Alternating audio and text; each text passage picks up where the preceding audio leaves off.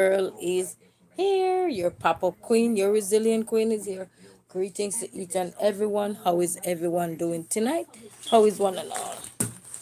You girl, oh, time is so hot, family.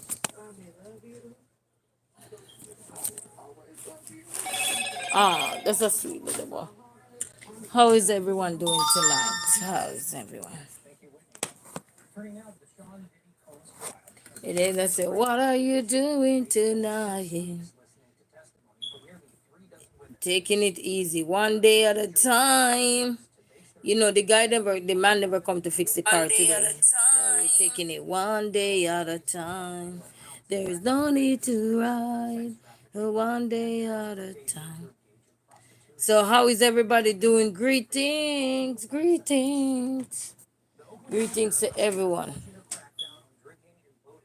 Oh, drinking and boating. Guys, I had to set me a big bottle of ice water and I have to be using it to hydrate because it's not pretty. But good night. How is everybody doing? Oh, girl, don't put the camera that up so close to your face. And how much I finished braid my kids here and told them to gotta go to bed.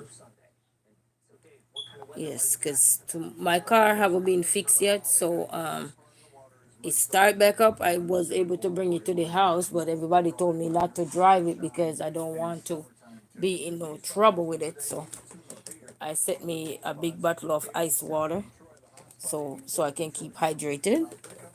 So I hope everybody is doing good. So tomorrow in the morning I gotta get up early. I gotta get up early and go take my bike that the guy gave me. So I gotta take that bike and ride it because the other.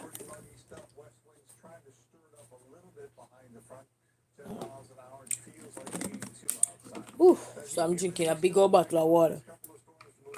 So that's what I gonna have to do, family.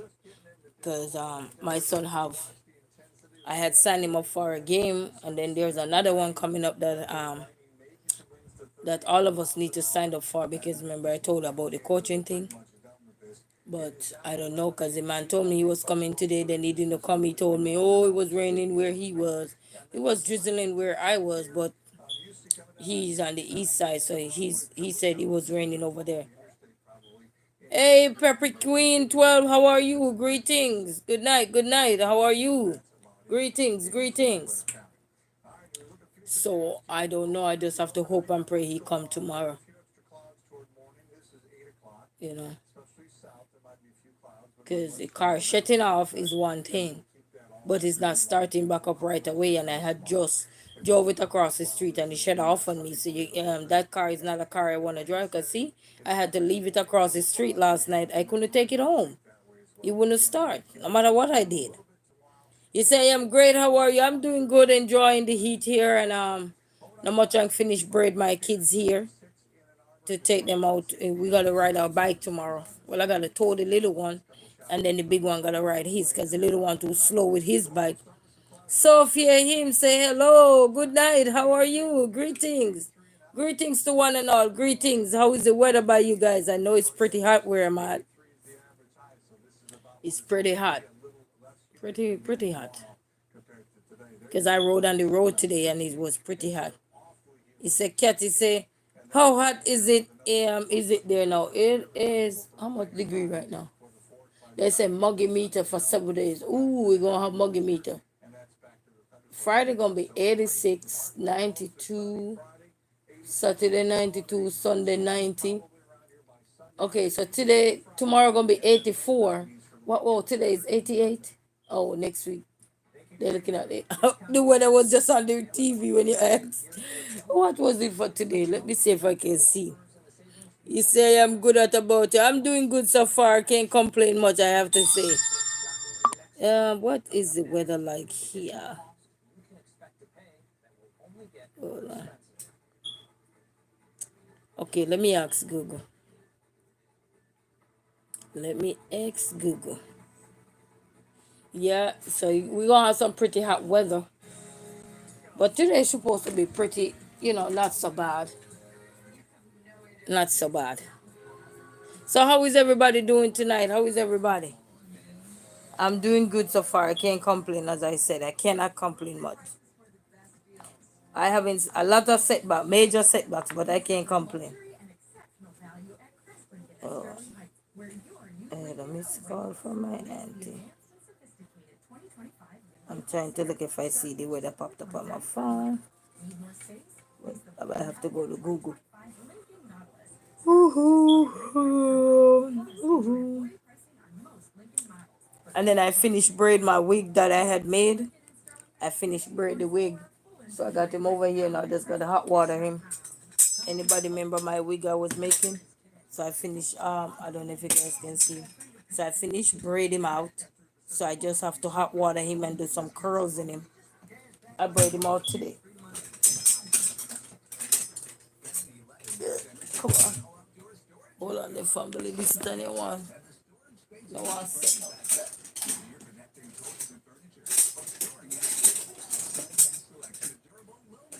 Yeah. But other than that, I am doing good. Yeah. I'm doing good other than that, you know. Your girl is doing good. What was it?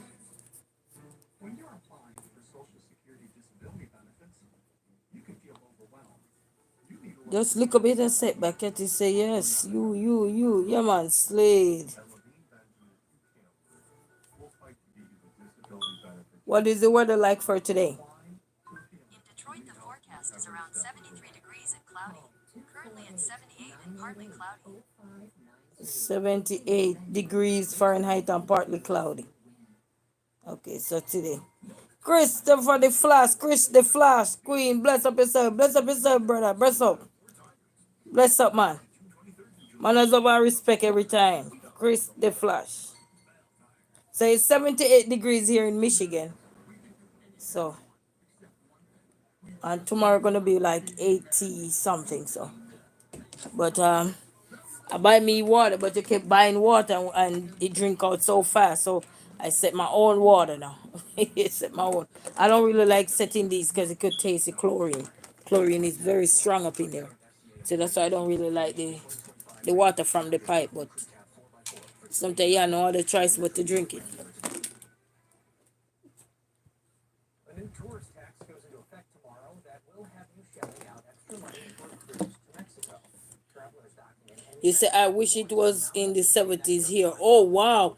It's like in the hundreds over there or 90s where you at, Chris? years and will quadruple by 2027. Hi, how you doing? Greetings. To pay when they disembark the ship in Mexico, but Which one of the flag is that? Is that companies ahead of time. I don't want to say that's is that Kenyan flag or that's not Kenyan flag? Students and graduates. It's called Which flag is that? Lord, I don't know. and covers those between the ages of 18 I didn't get no award for flag for knowing all the flags. months of Prime for free. It's a boom boom. Hi. Greetings, welcome everybody. Oh, Louisiana always high, 90s to the 100. Wow. Well, you need a buckle like this, Chris. You need definitely a buckle like this, frozen. Your own water, I'm telling you. You need a bottle like this, man. Because Keisha and I say, good night, my love. Good night, my sister. How you doing? Greetings to you. Greetings to everyone. Greetings. From wherever you are, greetings. And be safe. And you know what I noticed work now too? Turning off the light kind of reduce the hotness in the house. But once the light is on, you're suffering, man. You're suffering the heat.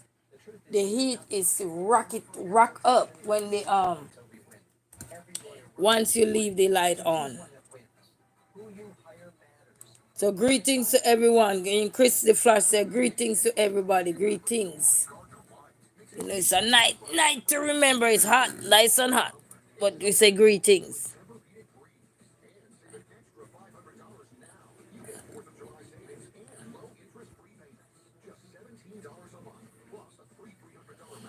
But we here holding on. We not give up. DJ Love Z. Good night. You say hero. Keisha say God bless you. God bless you, my sister. Thank you guys so much. Yeah, man. Bless up to everybody. My brother Chris the Flash blessing up everybody. Everybody bless up. Bless up on yourself. Bless up. and welcome from wherever you are. Which part of the world all of you from? Which country? Which state, or would I say which parish, or wherever we say parish if you're in Jamaica? Which state if you're in wherever you are from? Bless up yourself. Bless up. How is the heat there? Are you having bad weather like it's hot there, or is it cool where you at? How is it there? Do you have to be drinking about a whole lot of water? How is it for you?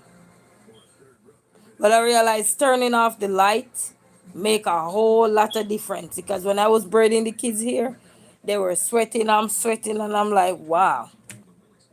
And then earlier I used the oven and I was surprised in here wasn't hot, because I used the oven to bake some chicken wings and thing. But because I was watching some lives, I didn't get to do go live because I can't do no videos or shorts for right now. My phone full, so I have to go live all the time. Even though I don't want to go live all the time, but sometimes I have to go live all the time. But I baked me some chicken wings and baked me some fries. Yes, I baked the fries with lemon pepper and olive oil. Tastes so good, and I put some paprika or caprica and the chicken wings and stuff like the regular season I use. And I'm telling you, that came out beautiful. I covered it with some foil paper, and I'm telling you, I was in for some good dinner. You know, I was in for some good dinner. We drank some milk. You know what I realized? Anybody realize that too? Milk make you feel so calm. Milk is cold in the summer, very cold in the summer. Anybody notice that too? Anybody notice how milk is cold? My favorite this is rice and peas and some good old chicken, curry chicken, stewed chicken and all of that. But I like the dish that they have here with like cornbread, and I like this. I like cornbread over here with pasta. I like the mac and cheese over here. Some people know how to do the mac and cheese where you get greedy when they make the mac and cheese. I've tasted a few macaroni and cheese here that people make like when they have function or so, and I'm telling you, you're in the line wanna say, "Can I get some more?" They make it real good. They make it real good. So mac and cheese here, I love it. I don't like to eat a whole lot, but it's yummy when it made good. And collard greens, I like how some people do their collard greens, so I will eat that. But typically I try all dishes. It doesn't matter what dish. I love to explore with food, so I will try anything. And I try a lot of Mexican food, but the only thing they have a lot of spice, so you have to brace for the spice, you know. But I eat any kind of food, you know. Any kind of food you give it to me, and as long as it tastes good, you will have a sample. As long as the food tastes good, I don't put no limit on my food. I just eat the food. As if I taste the food, I like to say try the food before you look at it, because sometimes you're looking at a food when it is being prepared, and you will say, but this don't look good, it look yucky, but that's just you're looking. But I would encourage anybody to try, at least try it first. Because, looks are deceiving at times. And sometimes you will see a food and the way it being presented or being done, it look away. But then when you try it, you're like, wow. Not all dishes I would try, because I don't eat oyster and those things. And then crab legs and all these things. I like to go to steakhouse. Steakhouse is nice. You just go there, eat all the way buffet style. Just gotta have your money. But I eat any kind of food, any kind of food. The only difference is if the food is good, you will have me eat more. But if it's not so wonderful, then I'll just eat the dish you give to me. You know what I mean? I say I'm good. But if the dish is good, I will ask you for a second. That's one way to tell you, hey, the food is good. So I'm gonna be greedy. You might say, hey, she greedy. No, if your food is good and somebody asks a second, that's telling you that your food is good. You know what I mean? So it's not greed. It's if your food is good, somebody gonna really wanna sample it again if you say, wait. Let me really sample this food to see if it was hungry, I'm not hungry, or it was good, it was just good. You know what I mean? Because the second round will really give you that. Say, yeah, man, it's good.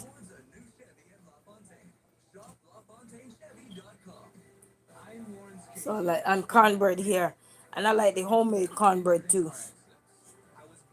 I like the homemade cornbread. I, food. I'm a lover of food, and you know the fun fact about food for me. When I was before I have children,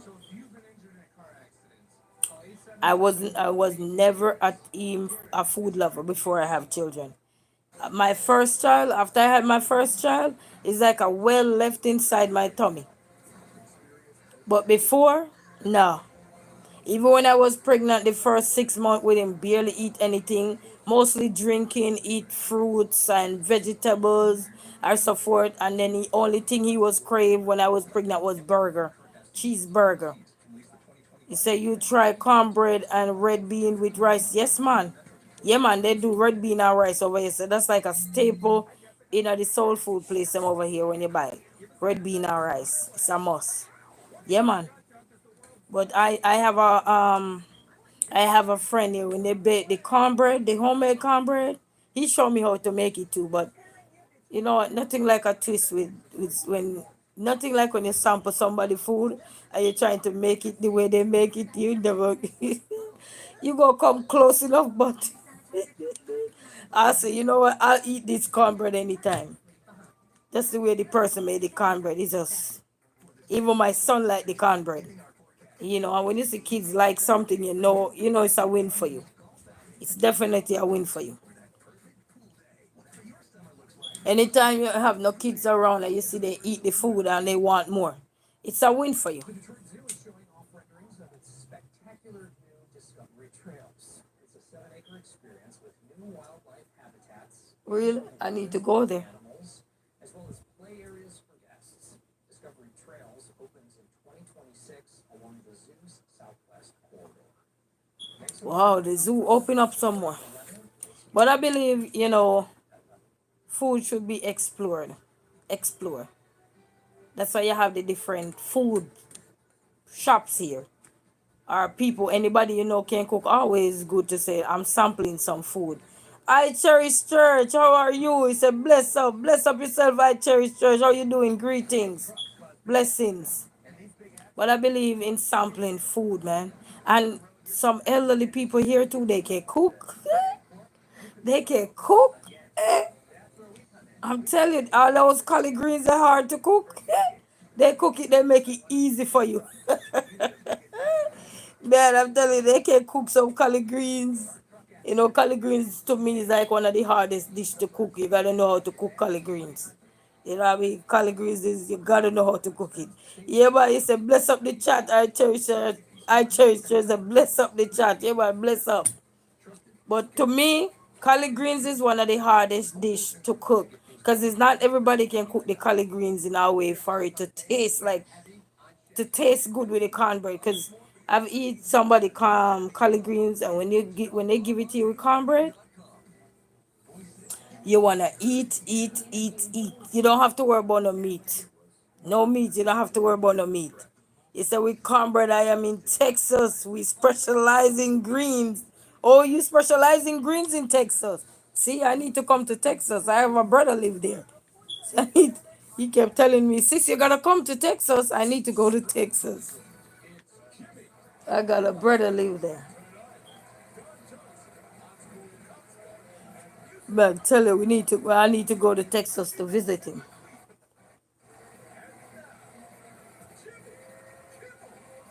And I mean a brother is not my real brother. And we grew up together, we go to high school together, we run together, we do sports together, and then he got a scholarship and come here doing sports, and then he have his own business here now.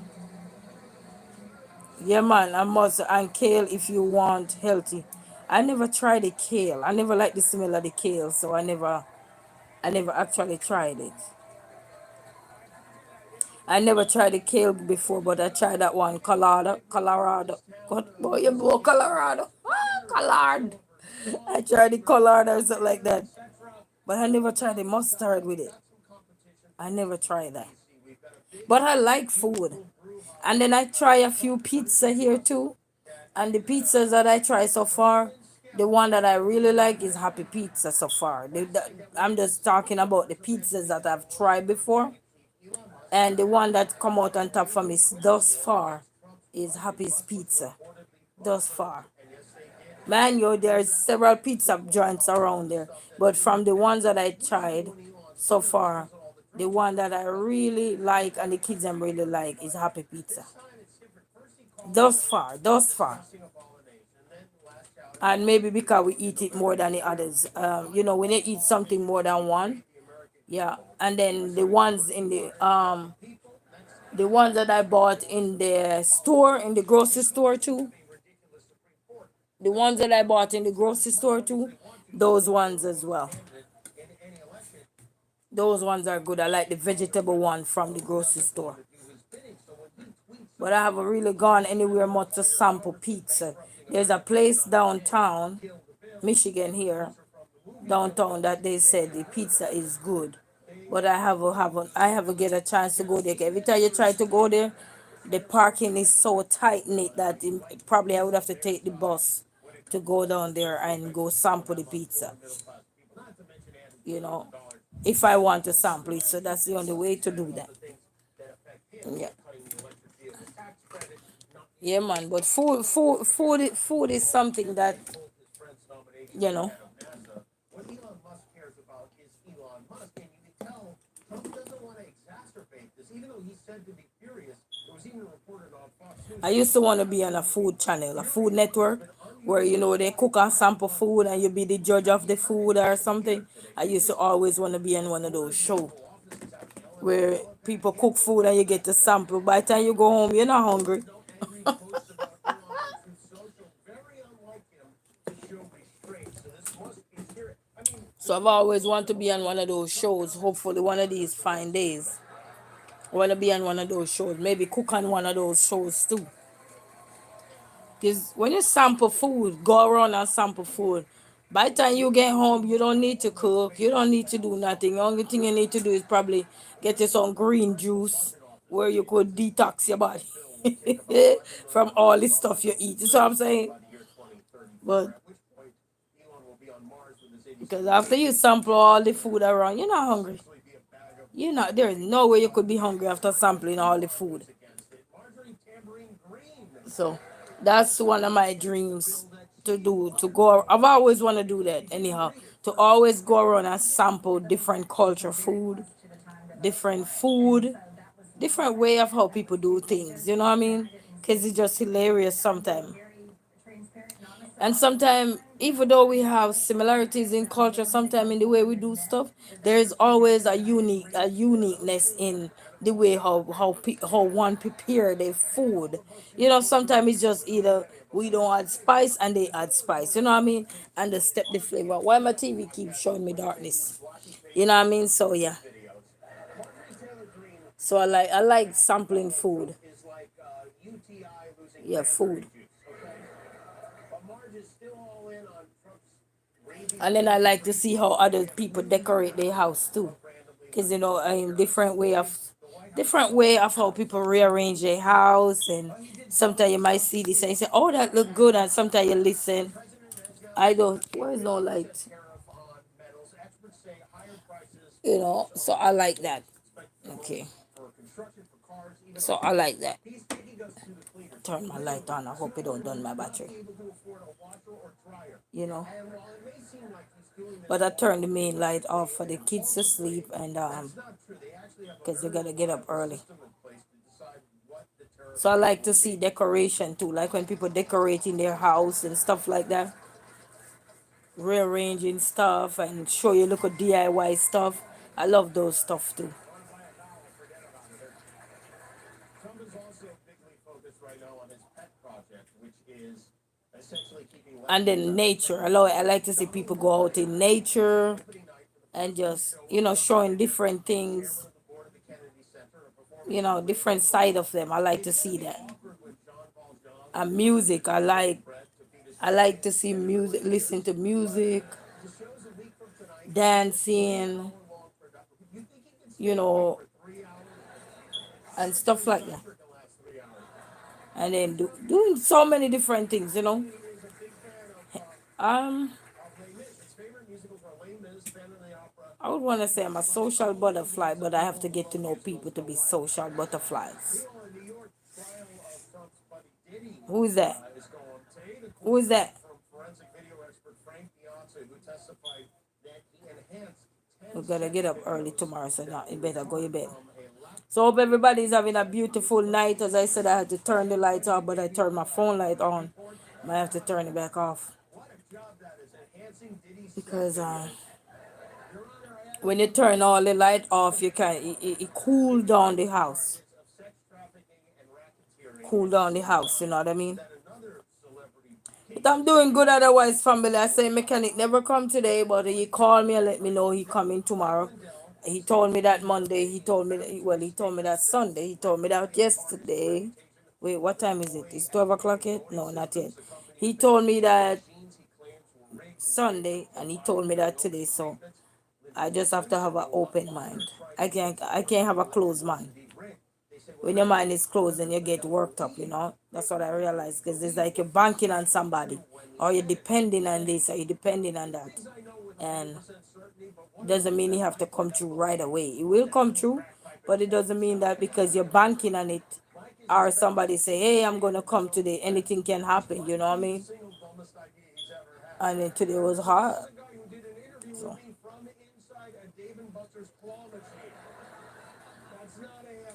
but I hope everybody hydrating themselves and stay cool. If you have to turn off all the lights, if you feel hot, turn off all the lights. You know what I mean? If you have your little phone light on, there are some LED lights online. You can get them so that you don't have to worry about the regular lights. You know, I got some in my basket. I saw a YouTuber was showing featuring it on their channel, and I put it in my basket, and they were pretty affordable. But I just put it in the basket. I haven't cashed it out yet. So because in this, like in summer now, this summer is hot, very hot. Last year, I don't know if last year summer was as hot as this one. I don't know. I think this one is hotter for me.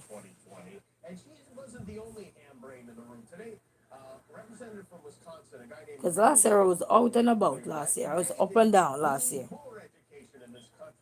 Not so much. I was so much up and down. But at least the car was still running.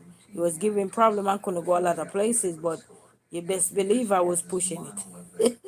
But now it keeps shutting off, so that's not a good goal right now.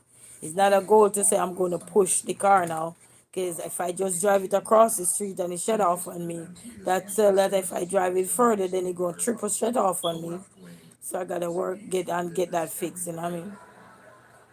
So get that out the way so I can travel, because one of the goal is when I get that car, one of my major goal was to travel. When I mean travel, like to drive to maybe Chicago, or and I have a girlfriend live up in Mackinac Island there, could go visit her and her family. And just I have a lady friend all the way down in going down Pontiac side. I could go down that side, you know. I could drive, a few places, and then when I was doing DoorDash, I was driving all over. I was in Troy, I was in Westland, I was in Clarkson, I was in Pontiac, I was in, and they call out there some South. I was everywhere. I was everywhere, because then I was doing DoorDash. But then when the car can't do DoorDash no more, I'm like, wow, you know what I mean? And then driving give you a whole lot of opportunity to get to see places that you never even see. That's the beauty of doing. I was doing DoorDash, you know, and it take me so many places, so many restaurants, that just sitting here every day going around the block, I wouldn't be seeing that. You see what I'm saying? So I look at it like it's a great opportunity. I remember even one festival we were doing DoorDash one night, and I had a friend with me that night, and we were doing DoorDash. They were the driver, and I was just in the passenger seat because when the order come, I collect the order. You know what I mean? And then go out to pick it up and come back and everything. And we drive to. They have this big old festival last year in the summer and everything, you know what I mean? Was able to do it. Not and the last year either. It was the last year. It was 2023. 2023. Yeah. But when the car start act up, I remember one night we doing DoorDash. He left out on the side of the road all the way out in Farmington Hills. Yes, man. This car left me everywhere on the side of the road. We had to call DoorDash and DoorDash has to cancel the order. And then we had to just turn the app off for the night and go home. Middle of the night, because I used to like to go out like in a day. Afternoon, I worked till late, maybe 12, 1 o'clock, and so forth. Because then by then the kids would come home from school. Sometimes I would go out in the daytime and stuff, or in the day I get to do what I gotta do, like clean up, wash, do what I gotta do. But then the car keep leaving me a road. Losing your in a little league game. Going to the same barber since you were 2. Recommending the new John Hamm show. So that was something else, man. But challenges are meant to be a part of our journey because they are there to teach us. All of them is gonna teach us, but we have to pay attention. There is nothing that's gonna come along the way that's not gonna teach you. Everything that's gonna come our way is gonna teach us something. You know what I mean? It's gonna teach us something eventually. It's just for us to learn to pay attention. Just for us to learn to pay attention. It's like the things I know now. If I had seen those things coming then, then I would be okay. I will know. I don't know if I would have been in those situations. You know what I mean? But I couldn't see them. I couldn't see them. So I couldn't foresee none of those things. So I have to just tackle them.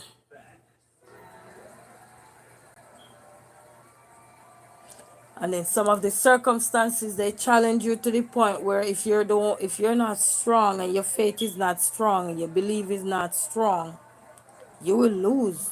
You know, you will lose hope because it's like everything just going down a slope, and you're trying to climb up, and every time you're trying to climb up, it's like your situation just keep pushing you back, and if you're not trying to fight to stay up there, and say you deserve to be up there, you won't get up there. You know what I mean? So it's like I said, sometimes you want to make videos, and I don't want to come live all the time, but I have no other choice right now. You know what I mean? And then sometimes when I do go on my laptop from the other day, I don't know if it's too hot or what. It keeps shutting down my laptop, and the laptop can't come off a charge either. So it's like you can't win everything. You know what I mean? You can't win everything. So, but we're doing good. Doing good.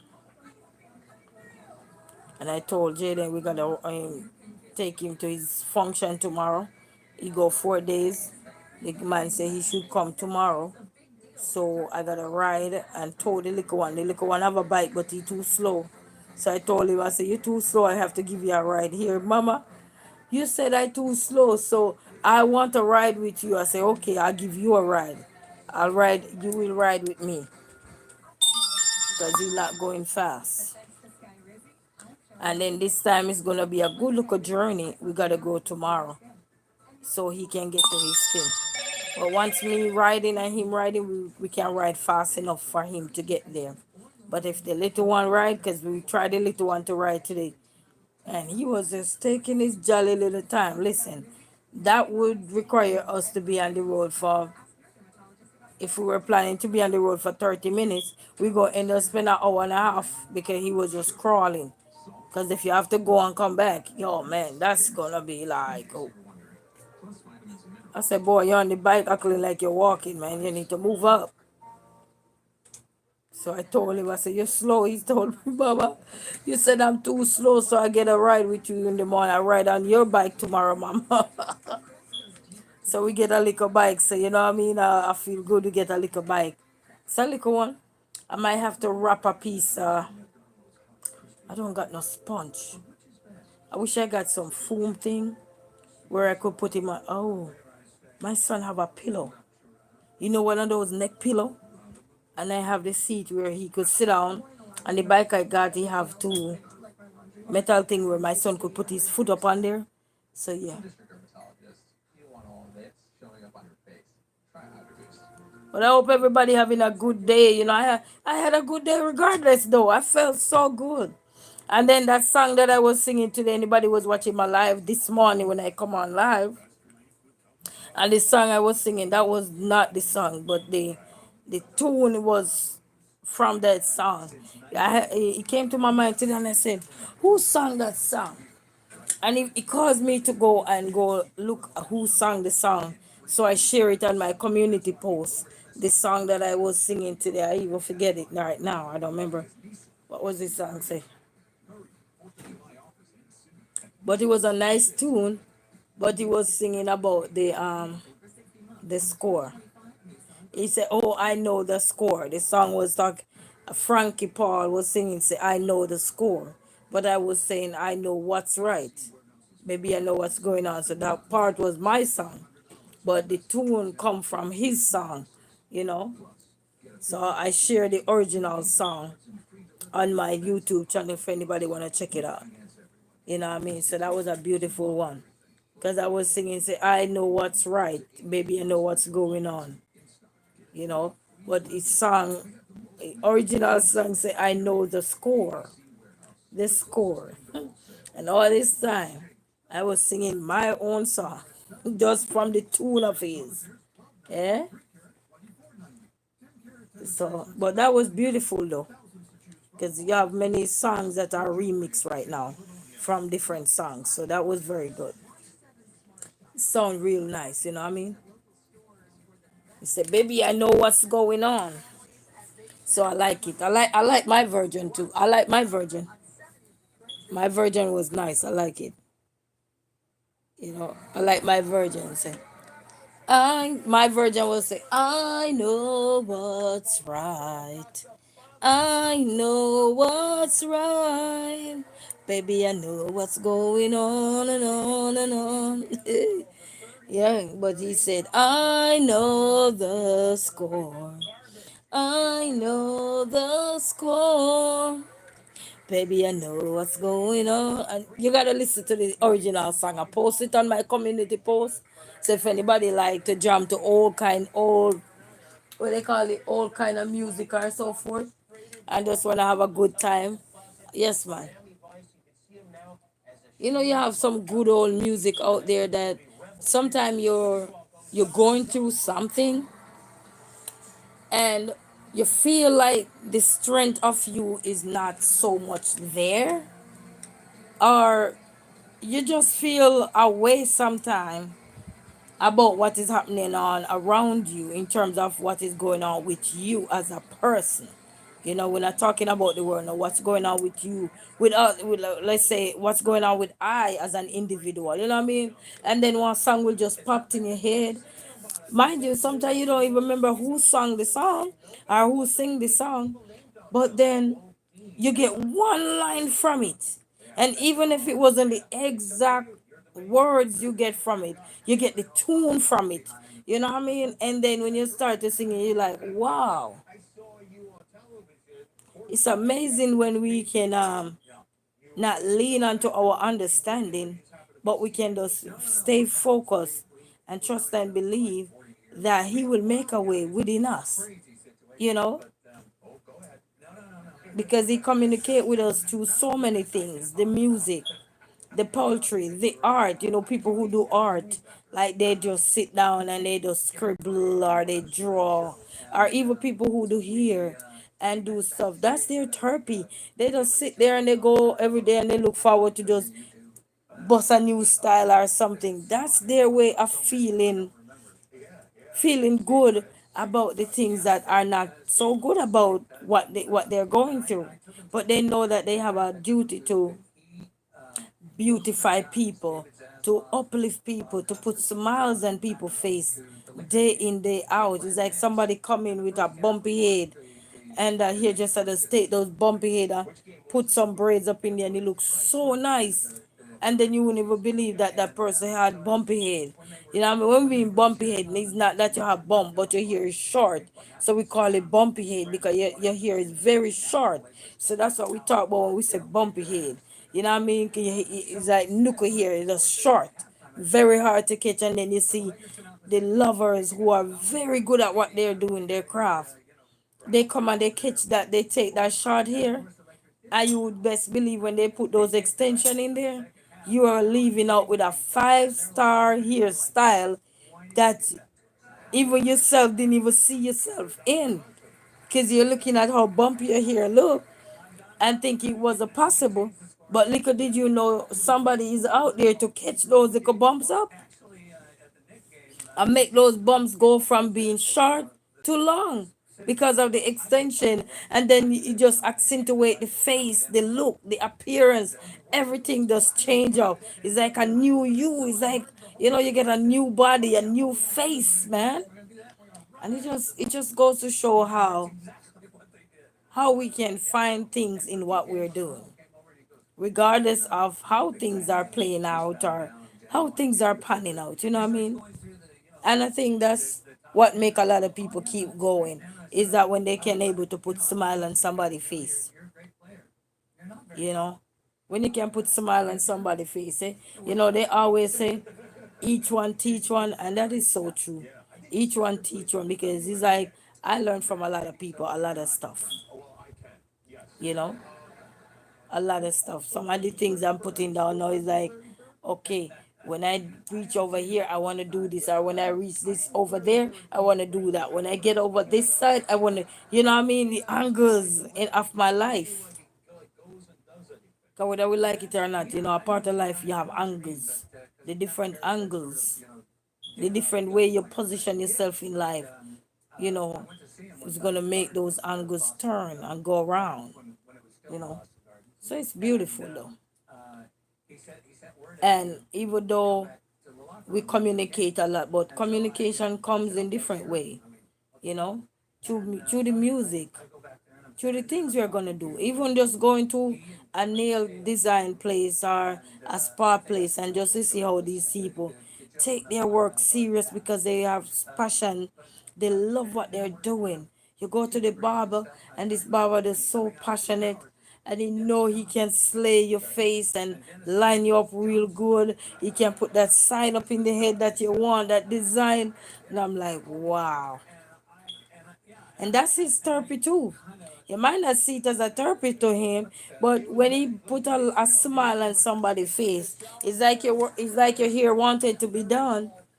And when you finally get your hair done, you feel so good. You feel like you could take on any challenge. You know what I mean? It's like you get a home makeover, like a lot of people now who are doing home renovation and something, or changing up their house or their building. And when that house done and everything is in there, window, doors, floor, everything is in there. Even if the house is not painted yet or anything. But just to see that, damn, I got a door. Damn, I got a window. Damn, I got a roof. Damn, I got a floor. You know that you're on your way. It's like you're like, wow, I am on my way. You know what I mean? And then it make you feel so good because you can finally see the progress. Mind you, when you start anything, it's progress. But when you realize you see the windows and the doors and the roof and the flooring, man, that's a huge progress. Yeah, smile from ear to ear, and I'm telling you. I remember when I was living in Mandeville, and we were living in our house, and then built around the house, and now that house is a mansion now. I helped build it up too, and we were building the house, and you just see how they take that. You, at first, it was I think a 3 bedroom. I think it was a 3 bedroom at first, with living, kitchen, and everything. But then they transform it. What they did was build around it. Hey, these mechanic, not him, but these mechanic, these construction mans, they are so creative.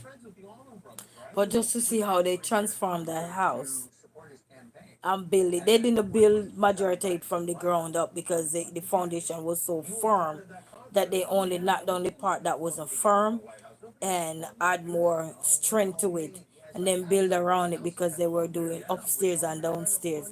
And now if you see that house, I'm saying to myself, wow. And I remember we used to just sit down, me and my friends, and we used to laugh and joke and say, anybody remember how this house used to be? You know? And then you see how they transform the house now. You know, they have upstairs and downstairs, and I think they're gonna build a third floor up there. And I was all there from it was taken up, to do what it doing. So I'm telling you, life is beautiful when we learn to appreciate the challenges, the obstacles, the hurdles, the things that are going to push us back. Some things we have to fight to not let it push us back. And when I mean push us back, push us to the point where we feel like giving up. Because some things are going to test you. You ever walk past a dog? And when you walk past the dog, he might make a hurt and he will walk away and left you. But then you walk past another dog and he's so determined. He's so persistent. Even when you run him and scare him away, he look at you and like, I don't scare you. I'm gonna still come after you. He determined to come after you. So you have some challenges. That's the same way it is. It's like we say this dog tame bad. When we say a dog that is bold, we say you tame bad.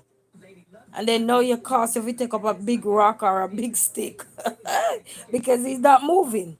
He wanna dismantle you, and you have to challenge him now to say, listen, man, I'm gonna stand up to you because if you a dog send fear.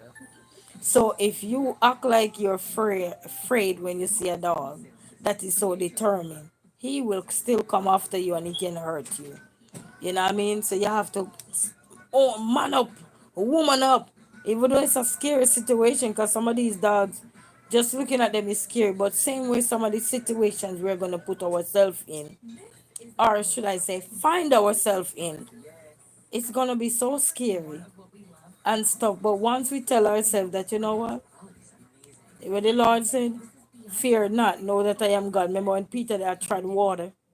And he was on the water and he felt like he was gonna drown, and he reached out to God and said he's scared, and God said, fear not, because I am God. Something like that he said. So a lot of our problems is gonna come. Some is gonna challenge us. Some of it is gonna come like a little dog that just wanna run up. One run up and just walk away because he realized that he run up on the wrong one. And then some of your problem gonna come and just challenge you, and sometimes one too many. Some of your problem gonna be one too many. Is like, no, not again. No, not again. Like, seriously. And then at this point, now you may make yourself feel like you probably start to think, what is this? What is this cast upon me? But you can't call on nothing, and you just have to tell yourself, say, Lord, whatever the circumstances is, whatever the situation, I ask of you to take full control and remove every obstacles that meant for me, or trying to come in my pathway that is not for me, because I am not accepting certain things, and I will not allow certain things to destroy who you said I am. You know what I mean? So sometimes you need more power in you. not to be afraid to shout praises, not to be afraid to say, thank you, Lord, not to be afraid to say, thank you for all these hurdles. You know what I mean? Thank you, because if they weren't planted along the way for you, what's ahead of you, you could have run into it. But because of these challenges that you're facing now, then when you overcome those challenges, those difficult situations are so, or even if they're minor, major, whatever, minor, major, whatever, there are still storms that you had to, what they call it, weather out or ride out. You know what I mean? Some storms are more dangerous than some, such as life. You know what I mean? Just like some tornadoes are dangerous than some. Some just come and it's just little wind that the breeze blow away, and then sometime it come and it come with full force. And that's how life is gonna be. Something's gonna come our way and it's gonna come full force. But it's how we prepared as an individual, because remember now, every situation that is gonna come our way is how we gonna prepare as an individual. You know what I mean? Is how we're gonna prepare, how what are we gonna do to tackle these situation. And that's one of the things we have to get in tune with, is to connect with our Father, so when these situation come, He can give us the strength we need, because we're gonna need that strength. You ever hear this? You need support. No matter how we going on in this world, we need some support. We need that love. We need that brotherly love, that sisterly love, that friendly love, that godly love. We need all that love, even though love is one word. You know what I mean? But when situation arises, whether sickness, baby born, death, marriage, people, whatever it is, birthdays or so, don't we need all those loves to come on, to come around and just send that love up, and then you feel so special on your day, because all those love that are coming at you, whether it's your brotherly love, your sisterly love, your friend love, the godly love, all those love that are gonna combine and come around you, you're gonna feel so special. And those days that you're gonna like, wow. And you will probably say, Mom, Dad, this is the best birthday I ever had. You say, why? And they start to tell you why. I didn't expect to see so many people. You know what I mean? But it's just that even though it's love, but it's spelled one way, but it come in many form. You know? You have the spiritual love that is gonna connect with you from within. Even when we're going through turmoil, it's like when you're sick and you have people who, if you are a people person that have a bunch of people around you, and when you're sick, you will have a few people that come when they know you're not well, and you see they come and just give you that love. Mind you, before they come, you felt like you couldn't move, you felt like you couldn't walk, but just by having them showed up, even if it's one of your daughter, one of your son, one of your sister, one of your auntie, one of your brother, one of your cousin, whosoever it is, your grandchildren or whatever, just to see them, man, you don't know where you gain that extra strength. You don't know where you find that extra momentum to just keep going. And mind you, before you felt like there was no hope for you. You felt like all was gone. You felt like you want to throw up. And as soon as they come, it's like, beg you, give me a cup of tea. And they give you a cup of tea. Don't put no sugar. Well, I have little honey, it's in the cupboard somewhere there. You gain all that strength to tell somebody where to find what. And then you feel so good. And then when you're left by yourself now and have to go right back in your shell, that's when you realize that, wow, you always need support, because the support is what keep you alive, the strength that people come and give to you all the time. You know, favor one person, two-person, you feel so good, you feel so enlightened, you feel like you can take on the world. You know what I mean? And but just before you couldn't, because you were in our phase like, this is it. I'm not gonna make it. You know what I mean? So whatever we're going through, family, the love and the support that people show It's always amazing, man. It's always, it's beautiful. And sometimes we will be there beating up ourselves. Oh, we don't have no one. That's not true. We have to learn to pray for the right people. You know what I mean? Because when we say we don't have no one, it's like we're pushing people away. You know what I mean? It's like I remember my sister living in another country, and when she have her kids, I remember we couldn't travel yet. We didn't have passport yet or anything, and we were saying, she was saying, wow, she's alone here. She have her people there, but nothing like your family either. No matter how much you're gonna have, this your family, that the family, nothing like your own family as well. You know what I mean? Because together it strengthens you. You know what I mean? Yes, you have this love here, yes, you have this here, but nothing like your own family as well. And she was saying, I felt like I'm alone. I felt like I want to just come home because I know I have all my family there and everything. And I remember I looked at her and said, "Let me tell you something. You are never alone." I know from earlier I was a bold little girl. I was a bold little girl going through school, and I said to her, "Let me tell you something. You were never alone." I said, "You were never alone." I said, "Never one day think like you were alone. You were never alone." And she said, "Why you say that?" I said, "God is always with you." I said, "He want to put you nowhere that you're going to be felt alone. You just have to connect with him." And then it is so funny, and that's why sometimes we have to be careful how we speak to others with our words in terms of encouragement, because sometimes that same daily dose that we give to somebody as an encouragement, that same daily dose they're going to give it back to us as a great reminder that, "You remember when I was going through my struggle, you said this to me. Well, now you're going through your struggles. I'm going to say back your same words to you that you had give me to strengthen me, to enlighten me, to power me, to propel me." And you'll be like, "Wow, did I say that?" Because now you're in your tunnel now, You're going through your dark phase. You're going through your turmoil phase now. And when you hear somebody tell you, because remember now you tell somebody, remember you're never alone. But then when you come into your situation now, you felt like you're alone. And then you just to hear those persons say, "I'm gonna say back your same words to you." Mind you, you say several things sometimes, you don't even remember half the things you say sometimes. But just to hear that somebody was paying attention when you were encouraging them, you were motivating them, you know what I mean, in any way possible when they reach out to you, you know what I mean, from the personal level. And they can, your brother or your sister can say, "Listen to me. I remember when I was going through my phase and you told me to never give up. I'm going to tell you the same thing. And it's your word. You said never give up. So I'm telling it back to you." It's a great reminder, eh? And that's why every now and then we need a little reminder. It's like somebody said nowadays, you see how people being held accountable for a lot of stuff nowadays. And sometimes people remind we of what we say. Because sometimes we say so many things in a day. There's so many things, if we were supposed to have a recorder, man, we probably hide in the closet.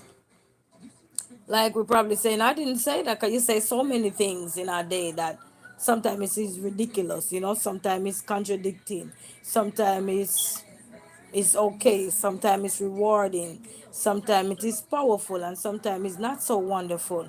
Sometimes it need to just erase, it don't need to be said anymore. You know what I mean? And then sometimes it's like an outburst, an outcry, you know what I mean? So it just show you that in everything we do, we will think we're alone, but we're not alone. We're not alone. But if we keep telling ourselves that we are alone, then we're going to be alone, because that's what we're hoping for, to be alone. You know what I mean? So I'm saying this, that I remember even when I had my child and I said I felt like I'm alone, and my sister just remind me that you're not alone. I'm going to tell you the same thing that you told me when I needed that extra boost and that extra strength to go on. And you told me that I'm not alone. You're not alone. And sure, sure, sure, so be it. I was never alone. Same way I had took the plane to go visit her when she was in her situation. She was now able to take the plane and come and visit me. So you see how God work wonders, family? And that's why you see when you have your sisters and brothers, you all may not be in line with your morals, your values, your dignity, I learned these dignity and decorum in college. But you might not be in line with everything because remember now, several brothers, several different mind. We all are unique and different. You understand? All of us not gonna do things the same way. You know, all seven brothers. If you have seven brothers, seven sisters, if you're the only person, sorry, sorry for you, but you're not alone. You're going to do things the way that you are in line with who you are and how the values and the principles that you were raised upon. Those things going to help him shape you and mold you into the human being you are, the young man, the young woman you are, the young niece, the nephews, the cousin, you know what I mean, the auntie, whatever it is.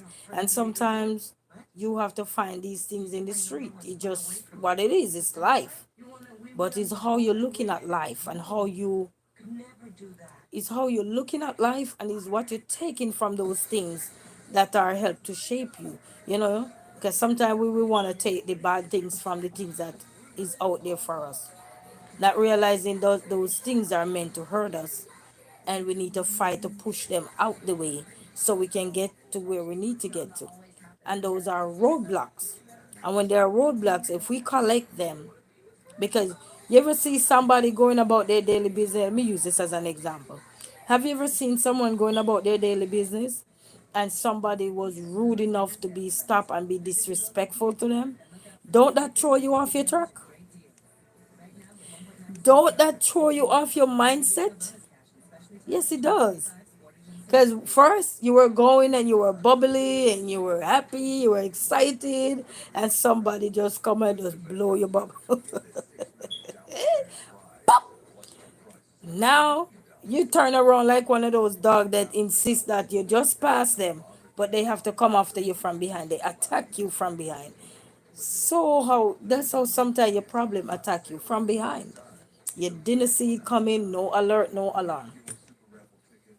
But it's what we're gonna do with those situations. It's gonna make us grounded.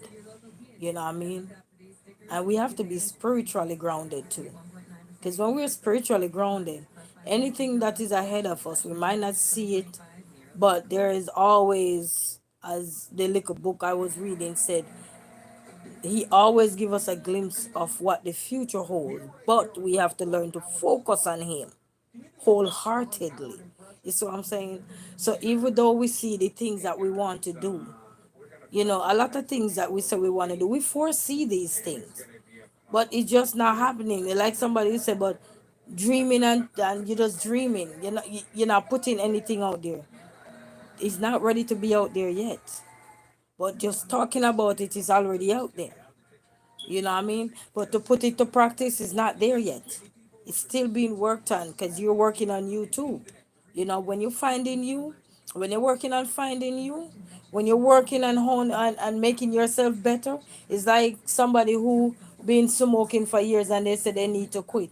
In order for them to go out there and say they have a message for young people, in order for them to bring that message to the younger folks, then the younger generation behind them, they have to overcome their challenge. They have to overcome the things that they were doing, so that when other, because young people gonna have questions, mind you, when other people see you go through something, they have questions for you, whether you like it or not. They gonna know, what did you do to overcome this? What did you do when this thing was up in your face distracting you? How did you stay focused? What did you do to block the noise out? What did you do to block this out? What did you do to stay grounded? What did you do? They're going to have questions. So if you don't focus on getting where you need to get to, and if you don't focus on staying true to who you say you are as a person, mind you, staying focused with who you are is staying focused with the man above. You understand? Because he breathes breath in us every day. And when we wake up and we say we are blessed, it's because we have breath in us. We are going. But when we say we want to help change generations, we want young people to understand. They won't understand if your journey is not completed. So that's why we have to work on us. It's like me. I'm going through with my car. I have this one fix it, that one fix it. But if anybody have a fix it for it to be running right, can I recommend that mechanic to you? Be honest. Can I recommend that mechanic to you? Because you're gonna want to know how is my car parked still, but you're recommending me somebody who is not good. You see what I'm saying? So I have to make sure, any one of us at all, have to make sure that the message we're gonna bring across or send out there to somebody is to make sure that we are healed from what was. It's like the drinking, the smoking, whatever it was, whatever it was, the bunch of this, the bunch of that, the cursing, the this, the that. How did we overcome those things? What was the breaking point for us? People gonna want to know these things, and if we're not there, as I said, it's like you recommend a mechanic that work on your car, but you still having car problem. You can't recommend that mechanic to somebody else. You see what I'm saying? Because the problem that you're faced with is still there. It never fixed. It might be hitch up for a day or two, but it still lingers because they couldn't detect what was the problem, or they didn't identify what was the problem, or they don't know their work enough to know what was wrong. You understand? So how I can recommend you to something. It's like, try this, but I never even tried it. Eat this, but I never even eat it. You know what I mean? You see what I'm saying? So if I'm gonna tell you to do something, it must be doing something that I already have done, or I'm doing right now. It's work in progress, and I'll let you know. Hey, I have a finish. I have a complete yet, so I can't tell you what the outcome gonna be because I don't know. You understand? But if I complete that journey, or I complete that task, is like going to school or going to college, and people will say, what is the hardest part of a first year? I can tell you what's the hardest part of a first year. Is to stay rooted and grounded. Because within first year, you have parties, you have all of that, all the distraction to distract you from your work. And if you don't focus within the first year of you going to university or anything, then you get caught up in the party life. You realize you start failing your courses, you start failing that, and so forth. So I have to tell you to focus, and what is your purpose? Why do you enroll into college? Why do you enroll into university? What is it that you want to achieve? Do you want to go there to achieve just a party? Or do you want to achieve a qualification so that you can take yourself and your family out of poverty? You see what I'm saying? So you have to look at the things that when you're going somewhere, what is it that you want to achieve? Achievement gonna look different for everybody in their eyes. Some people use college as an opportunity to get across the waters, or get across this, or get across that. Everybody way of using making opportunity work for them is going to be different. But if you know that, okay, I'm the first one to go to college out of my family, that means party would not be on your bucket list. Yes, mind you, you're gonna have a little slot in there where you might hang out here and there, but it's not gonna be a routine thing that you do every day. You know what I mean? Like you have some people, they go to college and they party hard. You're not gonna be in that category because you say, you know what? I'm the first out my family to go to university. I'm the first out my family to go to college. So I am gonna make up the use of my opportunity. You know what I mean? And first year, once you surpass first year, then most of what you learn in first year, all you're gonna do now is expound or expand upon that within second year. And then third year things start get a little bit more turny. A matter of fact, in the second semester of second year, things start to turn around now to where you need to buckle down. You know what I mean? And then in third year and fourth year, especially third year, you don't want to fail nothing. You know what I mean? If you fail anything, you don't want to fail too much. Because remember now, you're on the verge of heading out the door. By next year come, which is your final year, you're on the verge of heading out the door. So you want to buckle down for the last two. You know what I mean? So everybody purpose in life, even when you go, even if we all in one room right now, let's say YouTube invite everybody he can invite. They can, let's say in Michigan, let's dissect the country, the state. Let's say I'm in Michigan.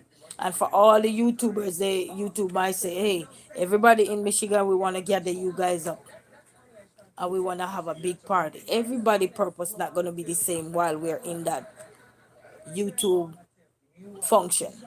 Everybody agenda ain't gonna be the same. Some people agenda could mean that they just want to meet so they can connect with other people and get more subscribers. And some people want to have collabs, and some people just want to go their ways and continue to do what they're doing. They just want to meet and greet people and know who's who, and maybe have a brand deal with them or do something, you know what I mean? But everybody purpose ain't gonna be the same. Everybody agenda ain't gonna be the same, even though you're all under the one umbrella. But that one umbrella is a branch, you know. It's a branch. That means you can branch off. You can do whatever you want to do. Same thing when you go to colleges and so forth, and you say you go there. If you have a friend, most of your friends will tell you their intention already when they go to college. Oh, I'm gonna party, I'm gonna do this, I'm gonna that, I'm gonna that. But you have to know who you are. You can't worry about your friend now. You gotta know who you are. Because once you know who you are, then you will be able to stay afloat while the things that are meant to distract you are out there. You will be able now to say, you know what? I got to master myself. I got to create me an art for myself so that when this distraction comes, I will not be every second you hear the pan knock, I will be there because I have a purpose here. I need this, I need to do this in order to do that. It's like you said, one day I want to be a lawyer. You can't go to college to be a lawyer and then you're all over the place partying and not turning in your coursework on time, not doing your group work, not doing anything but you want to be a doctor, you want to be a lawyer. No, you have to be disciplined, because anything we're going to do, we have to be disciplined, you know. Discipline is what going to help you. And just like a lot of people who do sports, it comes with a lot of discipline because if you really want what you want, it's gonna come with a lot of discipline. And in my time, a lot of time we didn't even understand the true meaning of sports. We understand the true meaning of sports when Asafa Powell and Usain Bolt came about, Shelley and Fraser and all these people, these top athletes now, you know what I mean? And at this time we all are now the system now, you know what I mean?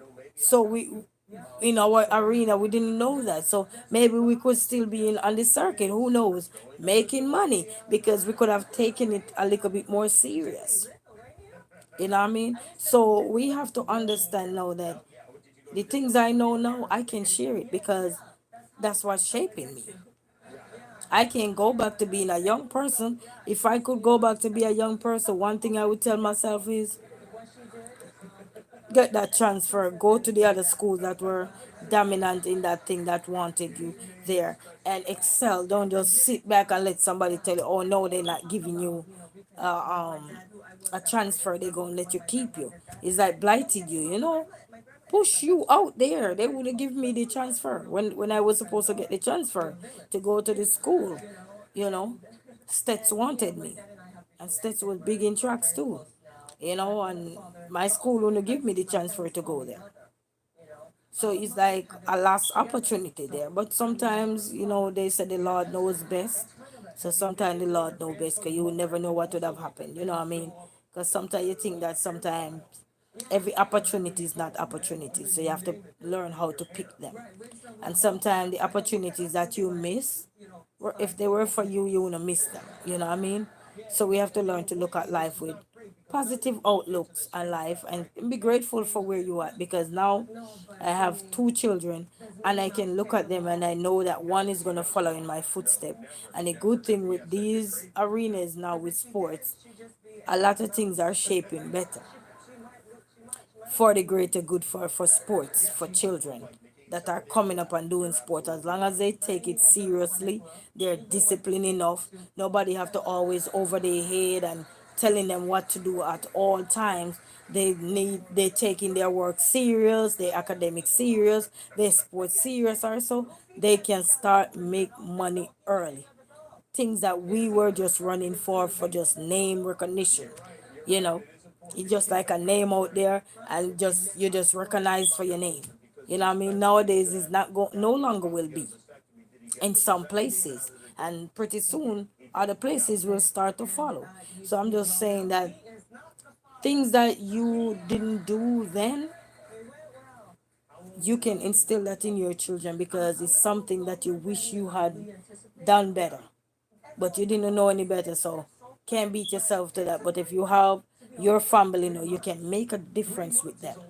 You know what I mean? And that's why when we go anywhere in life, we have to know what our purpose is, what our goals are. And if our goals are not in line with our friends and when they go to university or colleges or anywhere at all, it don't have to be any other. It could be trade school or anything, you know, you have to make sure you stay true to your goals, your dreams, your mission, your vision, you know.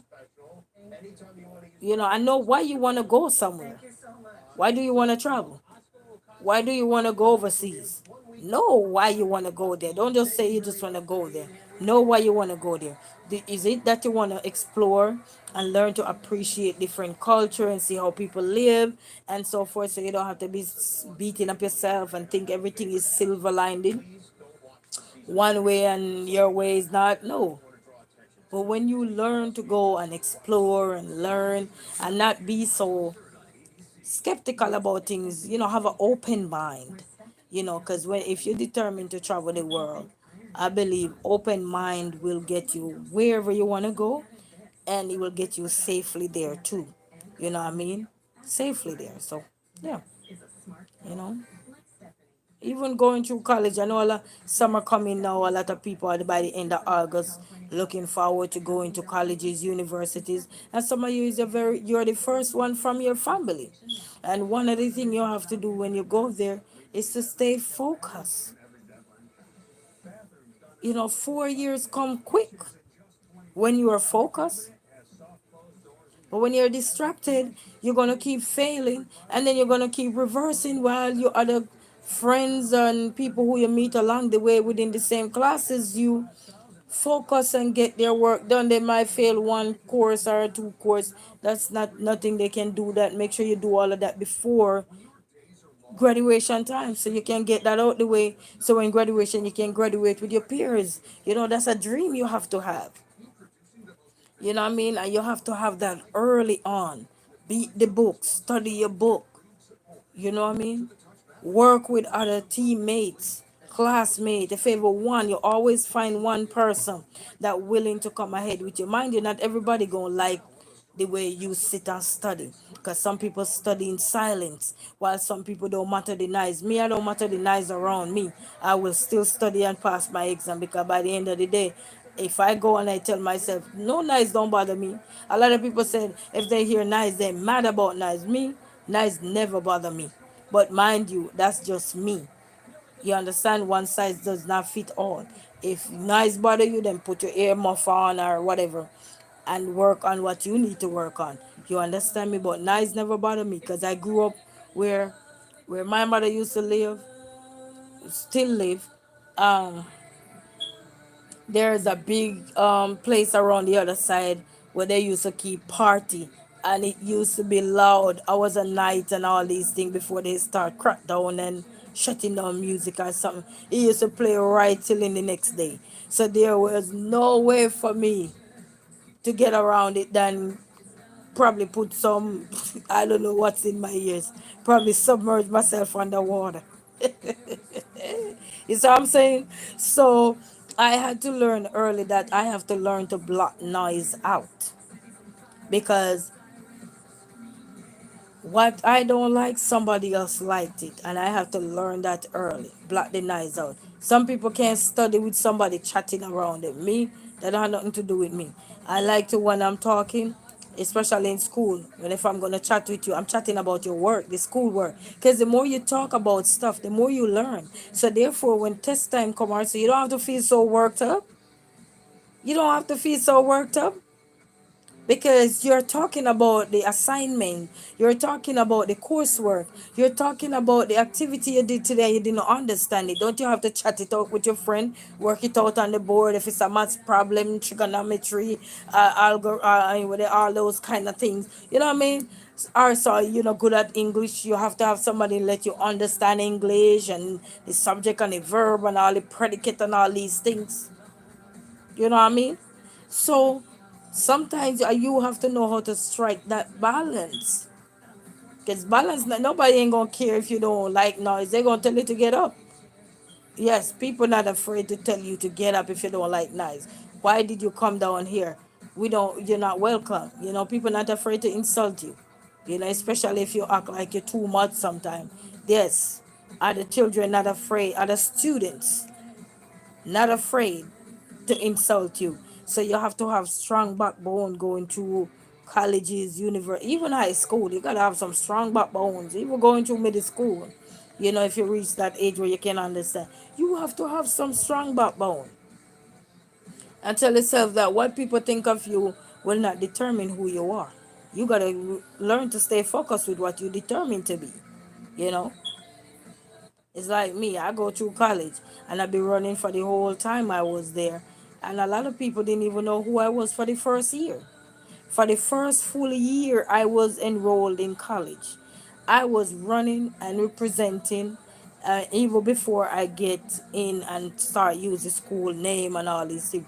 I was running and I was representing myself and everything. And people didn't know who I was. And I was walking with a whole bunch of people, talking with a bunch of people. Only the people who were in the track team that knew who I was knew who I was, because there's no point in me going around the school and say, "Hey, do you know who I am? Hey, do you?" it's not like it's not like I'm making millions off my name or making anything at all. I'm distributing. I volunteer for years, paying money. Sometimes some of the race you're going cost $6,000, $5,000, $10,000. Depends on where you're going to take part in an event.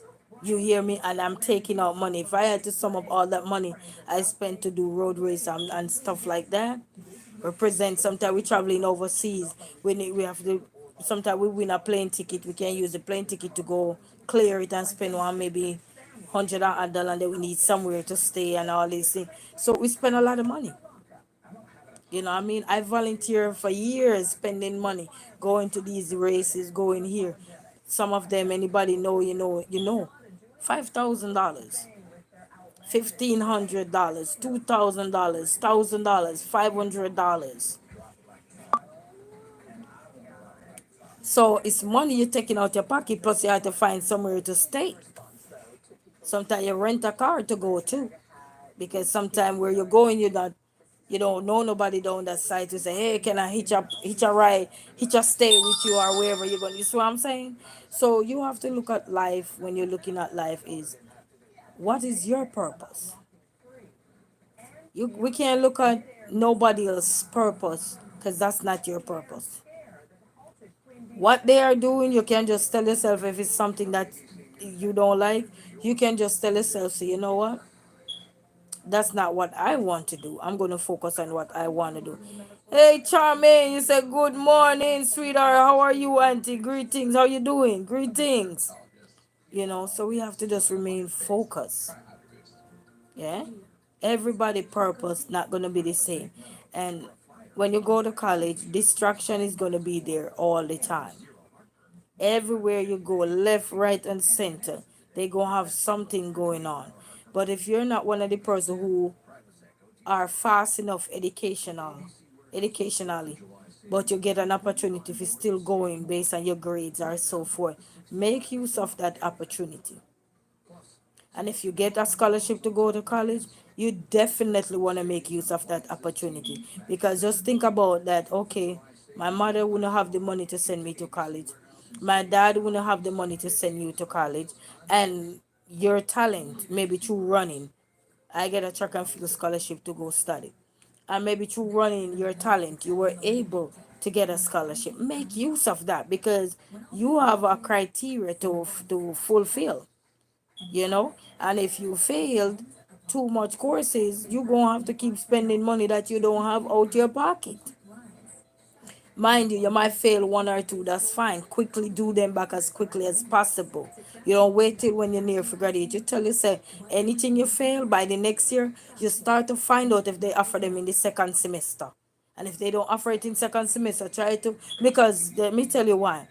when your brain is still fresh with when you fail something, especially if you were a smart person and your brain is fresh when you fail something, it's easier for you to go back the next semester, find out if they offer that course you fail, and then see if you could get to do it. And then while you're doing it, you're still going to class and everything. And some of your friends who already passed are, so sometimes they're willing to lend you their books to get him or help you and get that work out the way. So don't wait a whole year to get that course done over again. Because when you wait too long, half of your memory gone because you're focusing on other coursework. So as soon as you fail something, get back on the ball and do those. So by the time it's time for graduation, you are already, every course you already failed, you already passed. All you have to do now is pray for the fourth year grades to come out and no failure. And most time you will know if you fail anything. You're not foolish. Most time you will know, and sometimes you don't, because sometimes the way you go in, you're going so confident till you're not even read the paper properly, you know. But just stay focused. You know what I mean?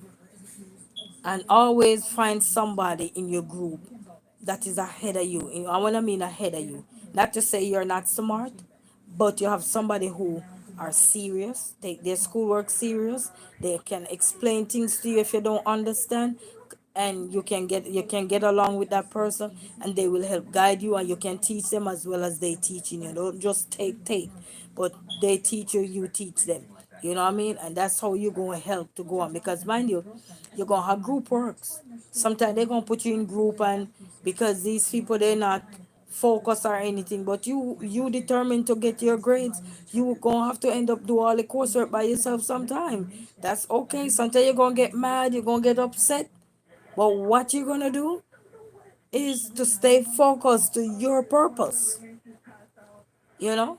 Because you in it to win it. Worse, when you're on scholarship, you don't want to fail too much, because then you might lose the scholarship. Because it's every year you renew, so you have to be careful. You say, I will call you tomorrow. Okay, thank you so much, Charmaine. Bless up, bless up. So you don't want to fail too much or anything if you're on scholarship either. Because you can lose it. You know what I mean? So you got to be careful. Because if you're not maintaining the average that they wanted to maintain, you can fail, you can lose.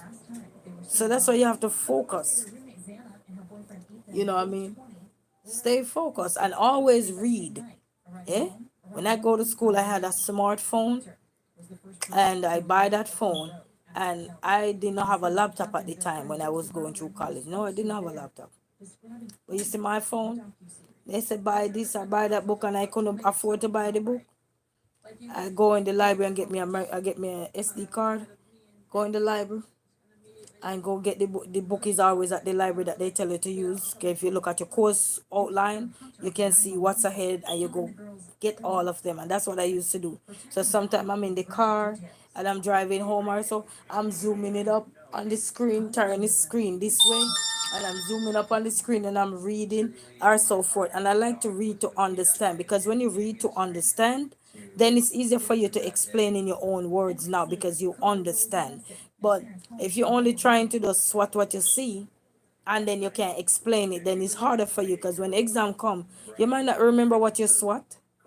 You understand? But when you learn to put, when you gain understanding, then you learn to put things in your own understanding now, based on what you have read, or so forth. And if you need clarity, you ask people. People there to help guide you along the way, even the lecturers. You know what I mean? Go ask them questions. You know, ask one of your peer that is, as I say, always ahead of you, or in line with you, same way, but a little bit more ahead. You know what I mean? And you can get understanding. And then when you're going to exam, because when you're writing your paper, they want to know you understand what you're doing. They don't just want to know you're just writing back everything they said. Your understanding of what you read is also going to help you.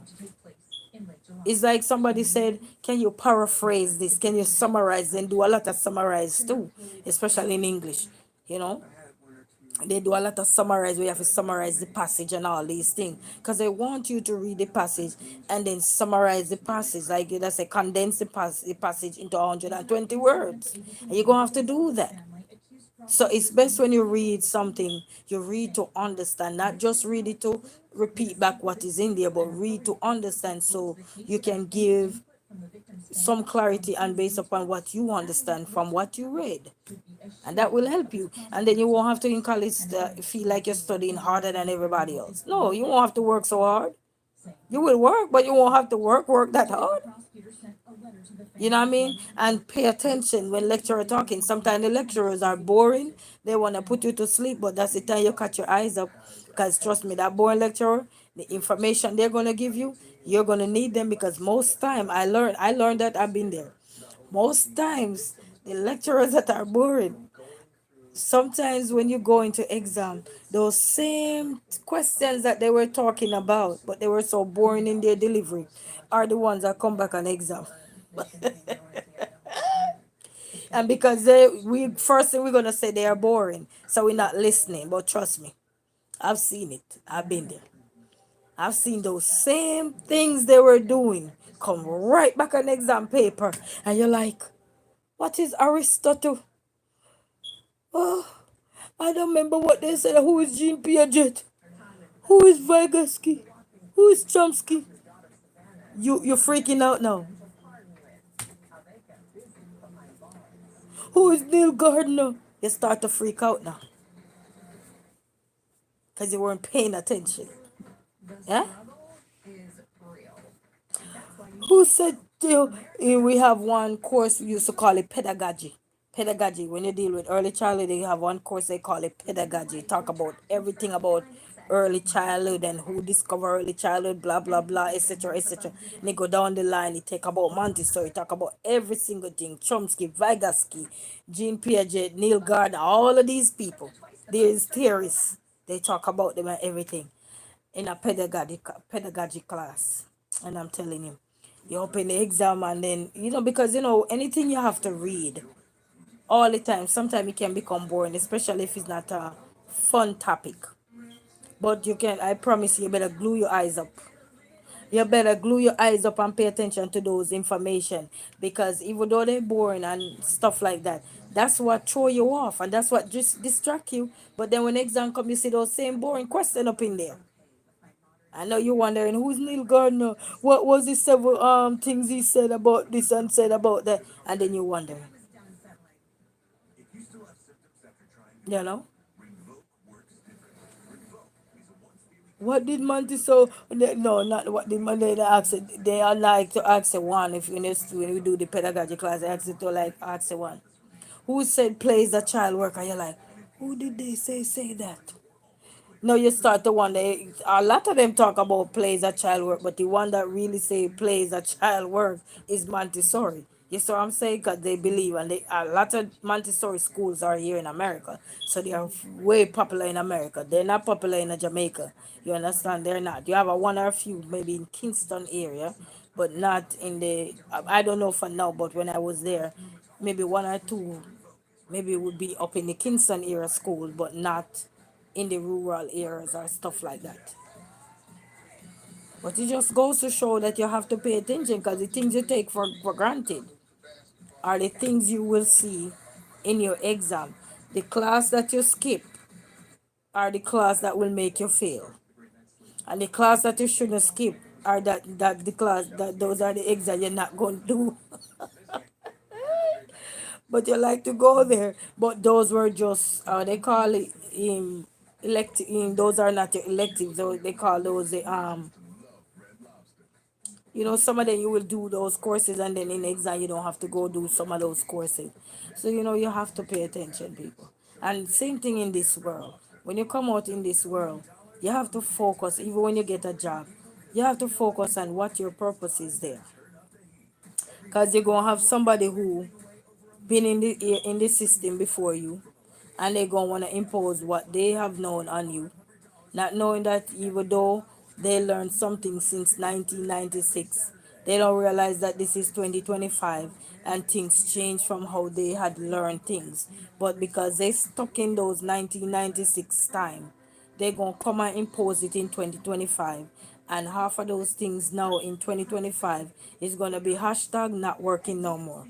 All right. And it's going to be hard for you to tell these people that learned something in 1996. I'm sorry, I'm exaggerating now. In 1996, that is not working, because if you tell them that, they're going to look at you and say, you are rude, you are disgusting, and we don't like her because you are speaking. And make sure when you understand what you're doing, you know your work, you know your craft, there's no need to worry. The only thing gonna distract you or distress you or stress you out is every day singing, singing, singing. They start to sing negativity, and that will drive you out of a job or anywhere you at.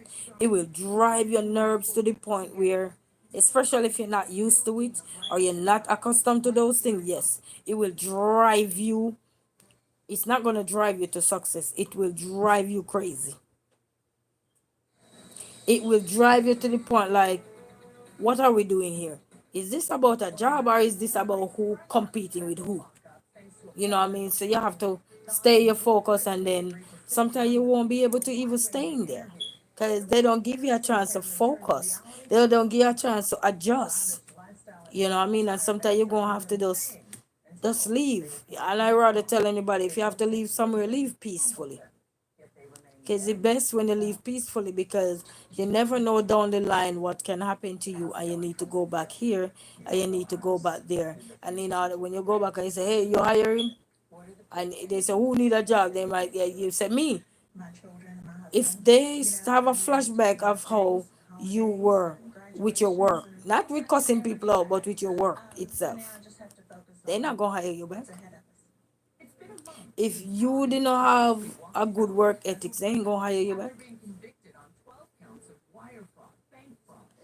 You understand? So you have to always be careful, and just sometimes it's best to just walk away peacefully and go about your daily business, you know, because it's life, you know what I mean? Sometimes you don't have no coping mechanism because you didn't accustomed to certain things. You didn't used to certain things because you just fresh out of college, fresh out of university, getting your first job, your first big job after, obtaining a qualification. Or even if you don't go to college, but you go to a trade school or so forth, and you get your first big job from what you went to school for, or even if you didn't go to school for that, but you have experience in landing that job or so forth, because you maybe were doing volunteerism work or so forth, so you kind of have an inside feel of how things are structured or things supposed to look like. But then when you go out there now, so it will be a little challenge because it's your first gig or anything. And if you don't have enough backbone on you, you're gonna be ending out there.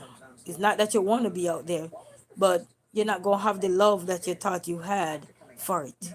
You're not gonna have the passion that you have, because it, some people can drain your passion, and that's just the honest truth. You ever be around somebody and you go, and as soon as they come on and they just their spirit just, it's like you just drop everything. You want to run back home, or you want to say, hey, come and pick me back up. I think I'm at the wrong party. Come and pick me back up. You know what I mean? Because it's just the way it make you feel. You ever go around your friends and you're so excited, or family, and everybody just start look by you like an embarrassment? Yeah, yeah. What you yearning for? You know what I mean? It's like, let's say, trying to dim your light or something. And if you're not focused, then you will be dim if you're not focused. And if you didn't know that people can dim you, and you didn't have nothing to cope while people can dim your light, you're going to be dim. But you have to fight to come back. You would have to fight to come back, because it happen all the time. You know what I mean? A lot of people have to keep proving themselves in society. I heard a lot of people say they go here just to prove people wrong. You know what I mean? We shouldn't have to prove nobody wrong, because we don't owe nobody nothing. They don't owe us nothing. We don't owe no one nothing. We shouldn't have to keep proving ourselves. It's like a low self-esteem kind of value. We have to keep proving that we can do this or we can do that. You know? But it's life, it's what it is, family. So let me turn the light off. It's life, family. It's what it is, and I don't want nobody to feel discouraged about life because discouraged on your own of the things and the things that you know are not of value to you, are not morals to you, or they're not in line with your standard. You have to walk away from those too.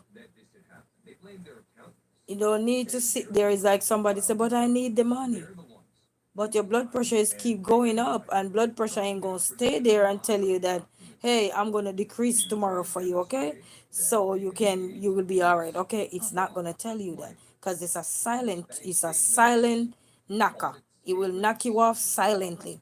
You know what I mean? So you have to always make sure you take your mental health into consideration and all these things because when you have hypertension, it's not gonna warn you about nothing.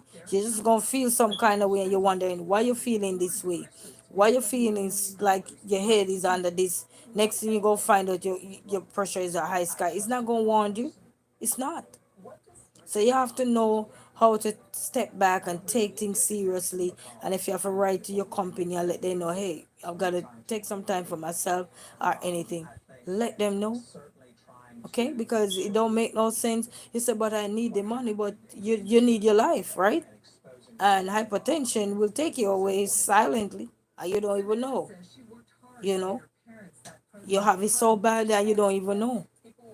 So sometimes it's like working yourself to death. And you don't even know why you work yourself to death. Cause you worried so much. Oh, but I don't got the money. It's like a butt up in there. Always a butt somewhere. But you're gonna butt yourself out of life. You're gonna butt yourself out of society. So that means even if your lifespan was saying you're gonna live, you see 70. Mind you, we don't know what our lifespan is. You know what I mean? But if your lifespan say you were gonna live to 70, no, you kill off yourself with work. You kill because you're stressed out. And I best believe I tell people, I say anytime you start complaining about a job, you're at that verge of running over, explode now. You're at the explode, you're at the phase of your life where you're ready to explode. And when you're ready to explode, you're gonna explode. But if when you realize that you're gonna start explode, you're gonna have to step back. You're gonna have to step back. Get that rest you need. You're gonna have to step back. If you're one of those persons who like to write to your boss and say, hey, I'm not feeling well. Also, for go to the doctor, get some checks done. If you have that or you have insurance or something, you can do that. Go and get that done. Because remember, when you're gone, you're being replaced right away. Nobody not waiting to say, hey, but Harry used to sit over there, so we gotta wait. No, they clean up that area and everything, and it becomes somebody else's area. You know what I mean? So you have to pay attention to your well-being. You have some good bosses out there that understand, and they will tell you when you're ready to come back, your job is always here. If you want to go back there, your job will always here.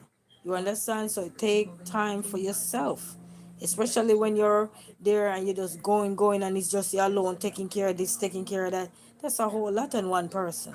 And then you have to deal with the wrath of people, insult every day. That's a whole lot on one person. You know what I mean? But just remember, your life not waiting on you, okay? When you stress yourself out, it's not waiting on you. Deteriorating yourself go by fast. You know? Don't make your life be like one of those monstrous disease that when you find out you have it, by next few months or so you start decline, and you decline so fast sometimes that you wonder why.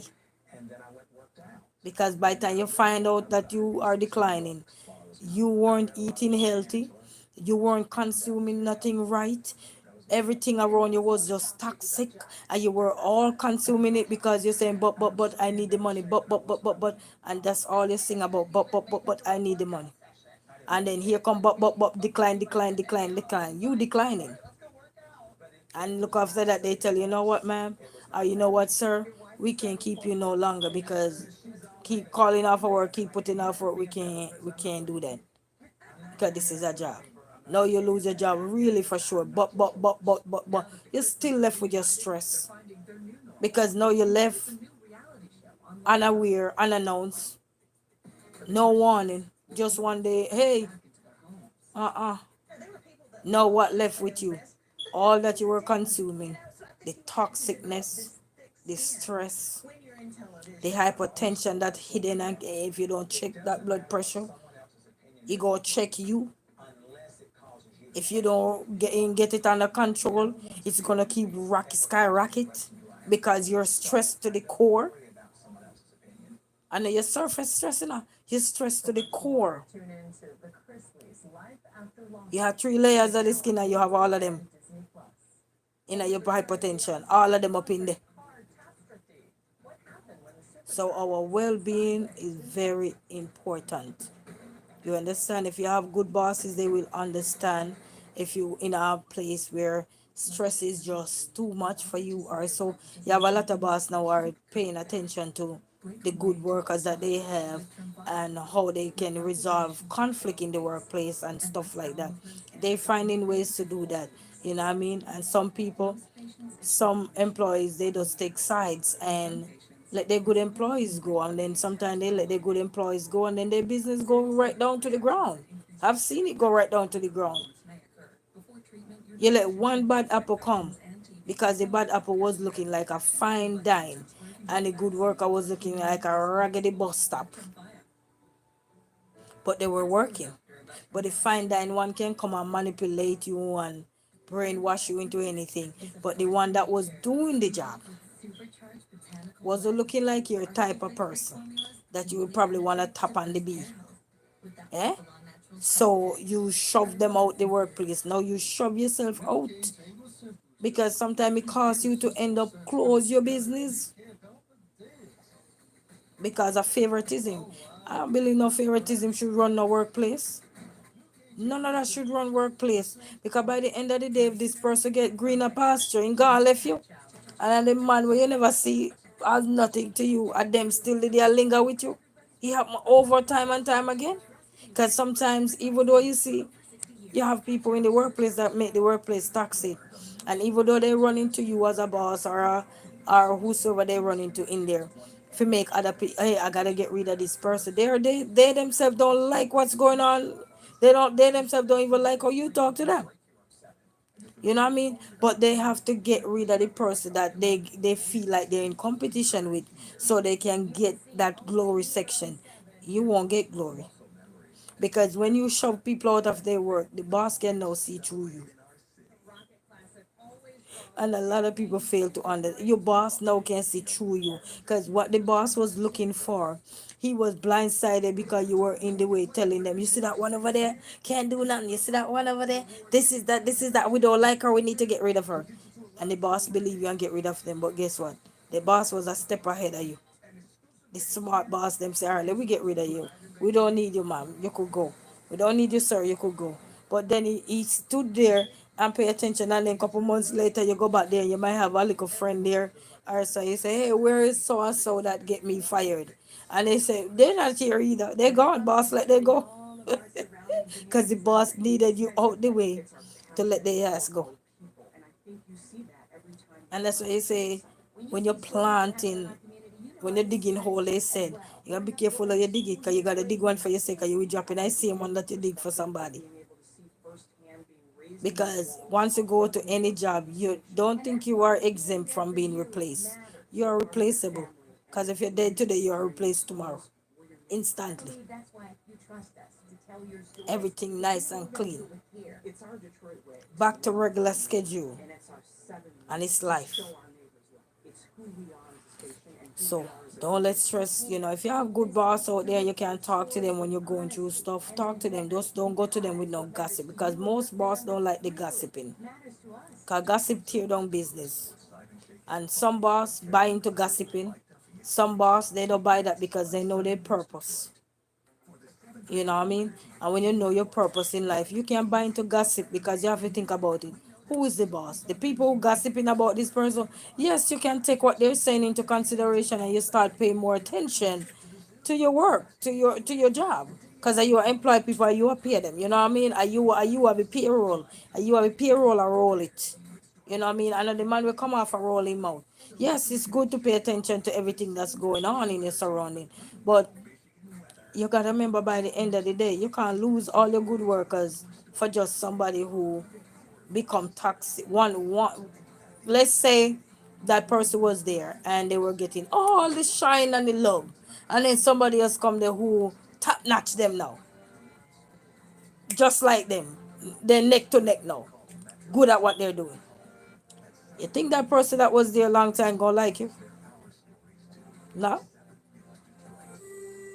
And sometimes you have some new worker come there same way and they don't like the old worker either, because they say you all get too much credit and them not get none. You have to learn to wait in line for your blessing. Your blessing don't come because hurry over, yes, I get award. Every year most job get award for the employees.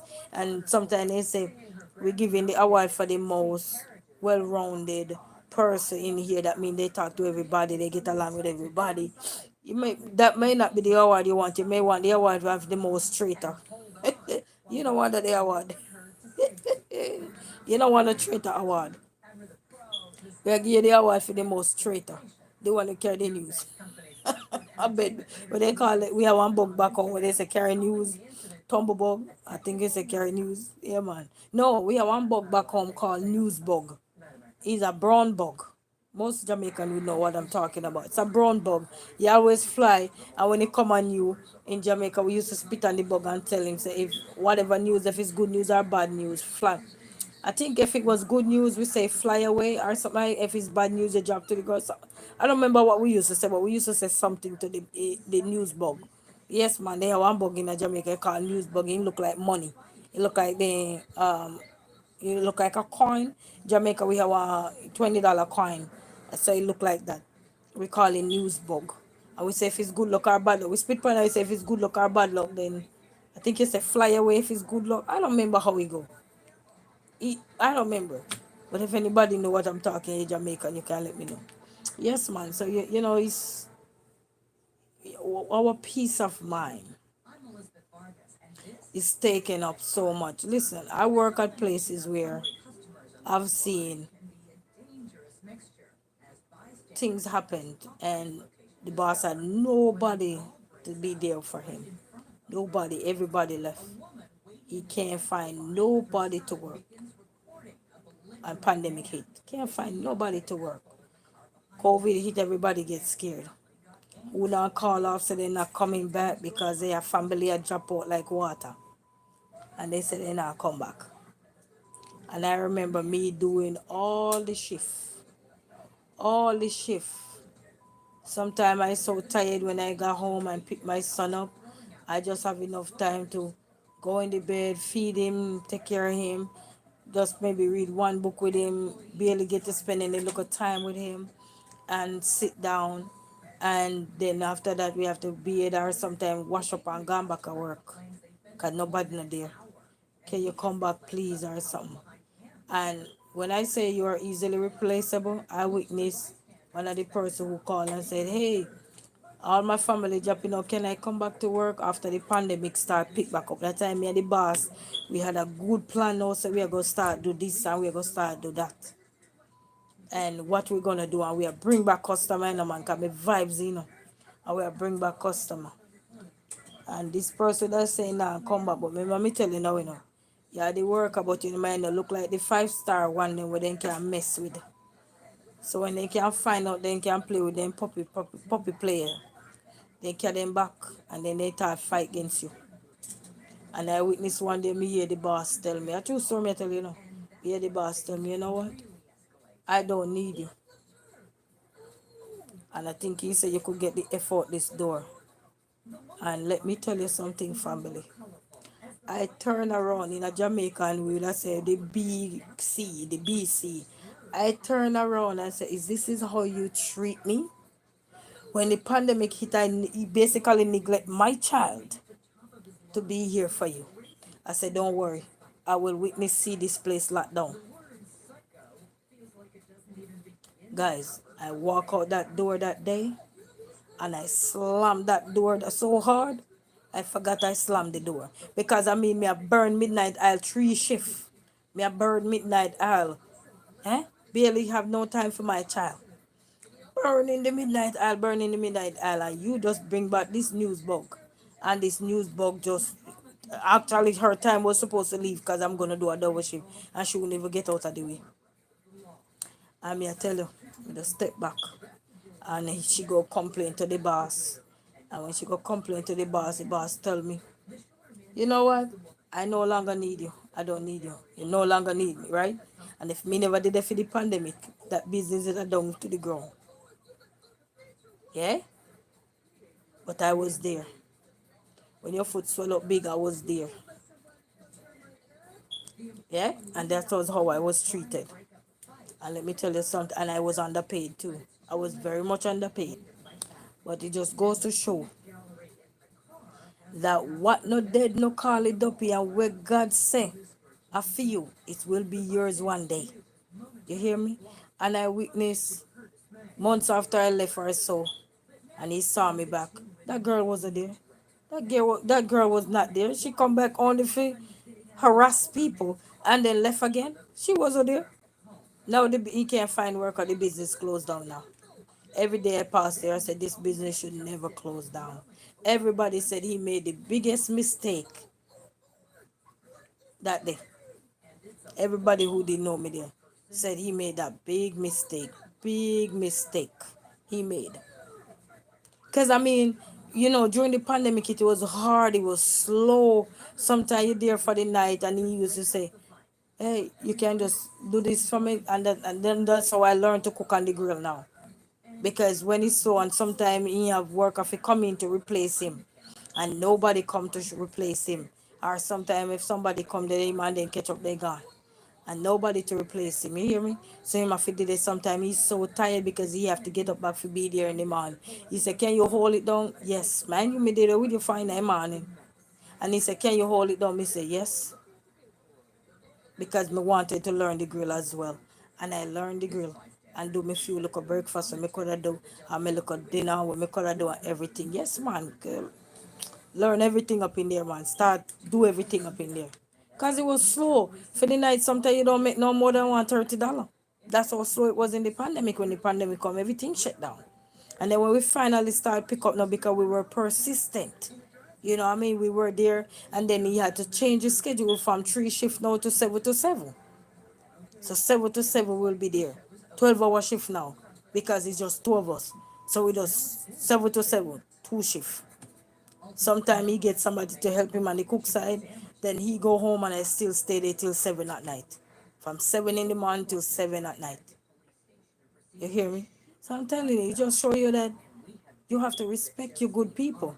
When time was hard and you see they stood by your side, you can't just dish them because you see somebody come. How do you know if those people gonna stay around you? You know what I mean? A lot of people diss people because they think the grass is greener. And then when you realize the grass is not green, all the grass did was teach you a lesson. It's like karma. They say karma is something in a family. Karma is a hell of a thing.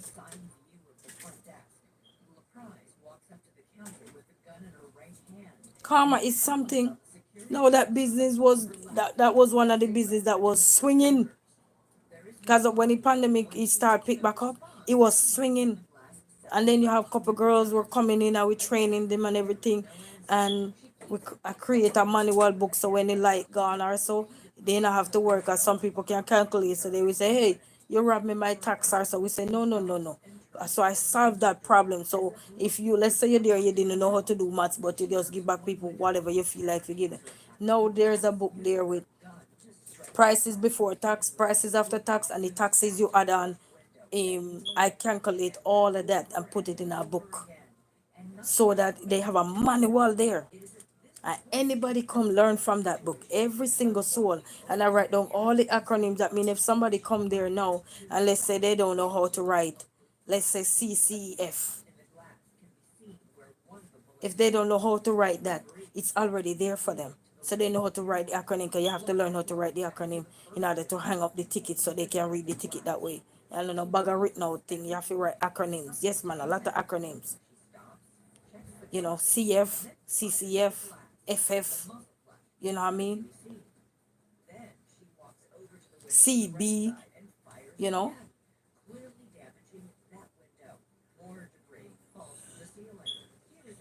You know what I mean? HB. You know what I mean? So many things. And that's why it's good when you have people who understand the purpose, why they open a business. You gotta know why you open a business. When as early as a child, I heard that friend and company don't run business. That's the worst thing to tear your business down. Anytime you start take your business and mix with pleasure, that will take your business down to the ground. You have to know how to separate your business life from your personal life, because if you don't and you tie both of them together, then business decline, personal life decline. You have to be careful. You know what I mean? And that's why when you hear people tell you nowadays that you're not irreplaceable from a job, you're not. The last time they saw me and they say somebody saw me who used to work there and they say, hey, my man looking for you and everything. And I went back and visited him and everything, but just the thought of what he said to me that day, we no longer need you, you could get the F out. So rude and disrespectful. Customer was even in there. And I said, this is the way you're going to treat me. Oh man, I went Jamaican real quick. Anybody know Jamaica when somebody pissed them off? They know. I went Jamaican real quick, people. I ain't telling you no lie. I went Jamaica. I said, this is the way you're going to treat me. Okay? And there's so many people were so upset because when you rocking with somebody in their lows and when they're in their highs now, they treating you like a piece of S to the T. Yeah? Then they come and must come. And even when I saw them, they say you want to come back or something. And I was thinking of going back there, but then I just remember those words in my head. Those negative connotations that left in my head of how you disrespected me after when you had no one, it was just me there. You know what I mean? It just left in my head. And I tell myself, I will not go to nobody's job nowadays and you disrespect me and I just sit there like I'm a holly button. No, that will do something to your mental health.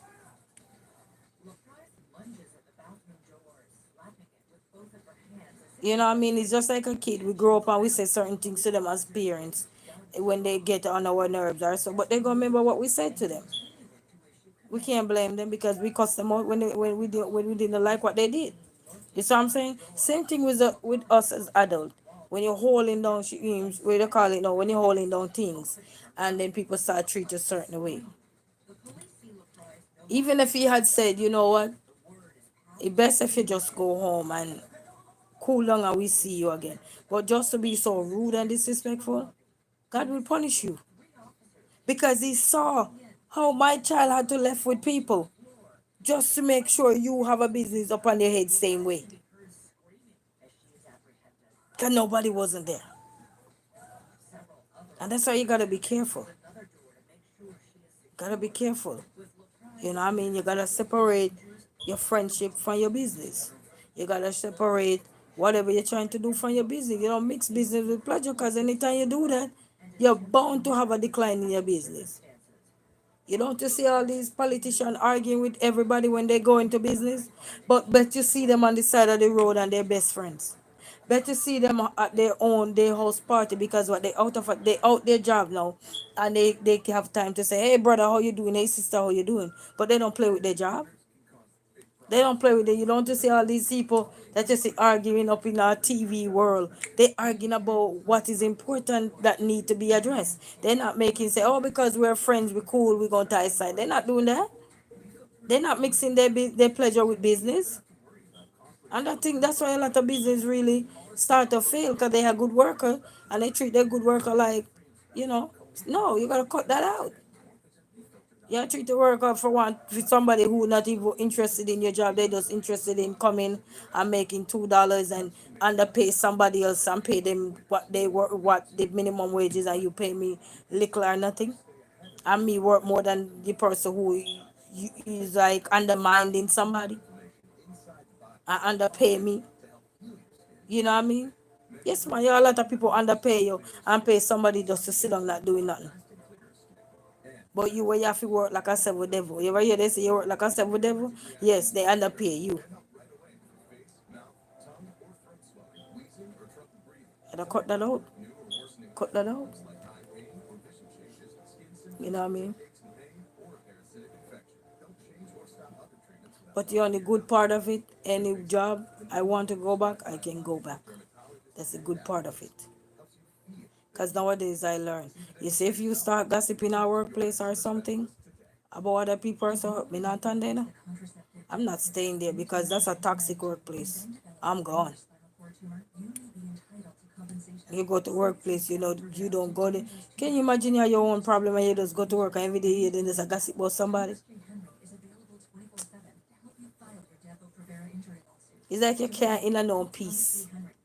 You can't breathe. You know, it's like my man they say I can't breathe. You know, you can't breathe. No fresh air. Pure toxic, pure what they call it carbon monoxide. Huh? We need oxygen. We don't need no carbon monoxide. But a lot of places now are starting to wise up, you know. They're starting to offer like therapy, counseling for their workers or give them a time off if they say they need it. Or so you have some places who are putting measures in place so that they don't lose their good workers and stuff so that's in if any discrepancy going on and they are aware they have a safe place where they can go to and speak about these things so that don't have to escalate the way you have to escalate and you have to be rude and disrespectful to people, you know.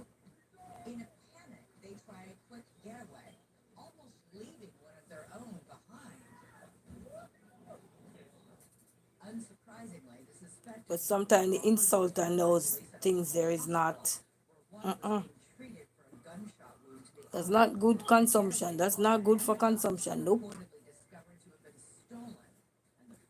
And that's why you have to make sure you take care of your health because a lot of people say, but I want the money, but there are several ways to make money. But. Okay, listen, the Lord will make a way. The Lord will make a way. I strongly believe in that because when He see how people treat you in life, He will always make a way for you.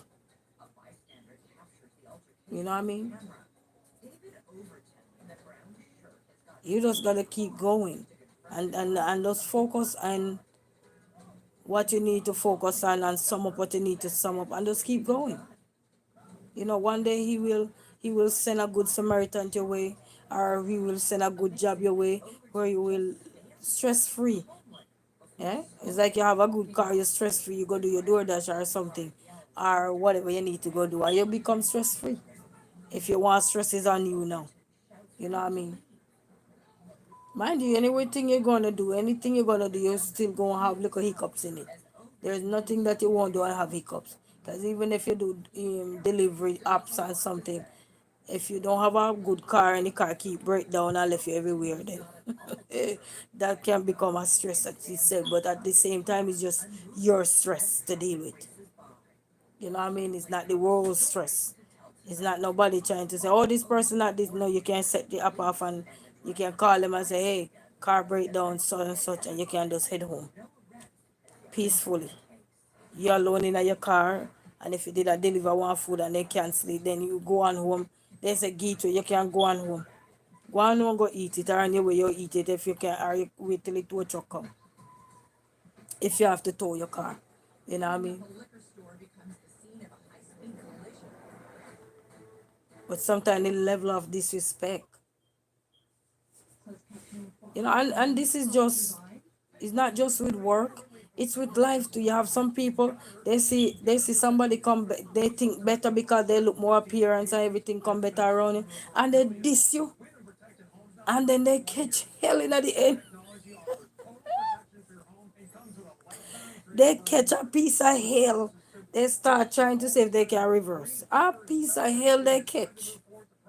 Because you ever hear them say you're going to meet your match? Yes, you will meet your match. No matter how we out here on this planet and we are gone. And we are this one and we are this that one here, we are treat that one a certain way. You go and meet your match. And when you meet your match, you will know. As a match, you can't win. Yes, man, you can't win. How you going to win? When are your karma you reap? You can't win. No, man. It's like today me I listen to this lady. I think she lives in England, but she's from the United States. And she was giving a review on Porsche and what's the guy name? The one from Nigeria. And he was saying he get in his karma because he was married 5 times. And I'm like, in our culture they say third is dead, so we don't go over third. But if you're married 5 times, come on, though, that's a whole heap of karma you got. We top at three, we don't go no further. Yeah, we always say third, anything over third, no man. So she was giving a review on it, and he said, because he was saying he was blindsided or whatever, and the lady was saying, no, he wasn't blindsided. You had a you had somebody at the time. I guess he was married to somebody else when he was seeing Portia or something like that, and it seemed like he wanted, you know. But it just take me back to the story of the dog and the greedy bone. You ever watch that? You read that story about the dog and the greedy bone, where he take the bone he had in his mouth that he know he sure he have in his mouth, had in his mouth. And what did he do? He go to the water, and when the bone reflect in the water, what did he do? He drop his bone in the water, trying to catch the bone that was in the water. But little did that dog know that that was a reflection of the bone that he was carrying in his mouth. But because of greed, he saw a bigger bone and decided to drop it because of the reflection of the bone that he was carrying in his mouth. So he dropped that bone and trying to catch the other bone. There was no more bone. That was the reflection of the bone. That was it. Greedy dog on the bone. Because you see another bone, which was the reflection, but in his head he didn't know that. So he go to the water, he see the reflection. Yeah, it's a good storybook, The Greedy Dog and the Bone. That's a the whole storybook. A lot of people I probably read that book before. You know what I mean? So so many people you see you can call them the greedy dog and the bone. Because they see so many things sometimes and they think so they find better. Sometimes you find better, yes, and appear problem. Appear problem. Wanna clog up, wanna block up, wanna wrap up, wanna tangle up. They always like say I'm wrapped up, tied up, tangled up. Wanna wrapped up, wanna tangle up. And you say, Papa Jesus. Now some people reverse, Some people reverse back, and when they reverse back, it's too late. Because then garbage will then dump. Drop in a better hand. Drop in a better hand. Drop in the hand where they supposed to drop in. I know they left. That's why you see a lot of them, you say, go back and do all kind of mother something to them X or to them this or that because what? Greedy dog, dropping bone. Walk with the bone you don't walk with. You drop the bone for what? I think life did I know always greener. Sometimes it greener depending, but always greener. So you have to be careful. As I tell you with that place when me there and within no time, me pass a couple time after that me pass me dropping a one that work and stuff like that. And then after that, that was it for me there. And you know what? Let me tell you how God good. You see some of them mad but they on the road, you better love them. I used to have one madman friend, which they say madman, like, they mess up their life or something. But he was a good friend. He used to go clean up one another place. And he called to me and he said, you're a good worker. I'm going to hook you up on another job. Don't worry yourself. A man on the street. A man on the street. Yes, man. But they hold some good conversation, you see, people. And he went up to this place and he used to go to go help take out the garbage up there, everything. And he tell me, he said, girl, I don't like how they treat you here, so. A lot of my madman used to there and say, girl, I don't like how they treat you here, so. And he go up on one place and he tell me, he said the boss wants to see you. He said me put in a good word for you. I swear you know. He said he put in a good word for you. And he said, just go up there and tell him who sent you. And he tell me if you tell him who sent me. And when we go out there, me tell him who sent me up here. He said, go out there. Once you tell him who, he know who. He man hire me. He man hire me. the man hire me people up till this day. Me go up there every time me ready, and he hire me. And even though that man is not here no longer, he say every time I used to see him, anything he want was too good. He call me sister. Anytime I see him, because when they treat me too, when they, it's like, you know, no, you're better for your bed foot and your pay rent. You hear me? I tell the people, and somebody throw you tell them, but you go along, oh, no run back or you run with them. You go on. I did a next opportunity deal out there for you and you never know. But if you did go, but please, make a pay me rent, he will make a way. I'm here to tell you he will make a way. Some madman on the street get me the job. That many of you would have probably seen and said, don't come near me. Mufaya, so you too Molly, you too this. Some madman help me get the job. You hear me? But he passed away now. May his soul rest in peace. He said, sister, I respect you because you never look down upon me. You never judge me. One other one used to do that. He messed his life up, but he was a engineer in one of the plant them over here. And something he messed himself up with all kind of something and everything. And he said, you see you, God bless you. He said, one thing with you, for we know you till now, you never disrespect us. You never. If we ask you for anything to eat, you're not afraid to give it to us. You're not afraid and everything. I remember me tell you, man, a madman get me the job. Right now, any day me go out there one day, me decide to interview the man. I ask him, how did he hire me? And if he remember, he will tell you. We make him tell you how did he hire me? By a madman. Tell him about me. Because we didn't know say that the place exists. And the man tell him about me. One other place now he did tell him man about me. What me say, I don't want to go there to go work. And he say, all right. And the boss, and then one day me I walk past and me happen to visit the boss and he say, you want to come over here, come work? Me say, no, sir. Me say, me find something already. Me say, maybe if me this year before, then yeah. But then, me never seen before, you know. But me did go where the man tell me to go. Yeah, man.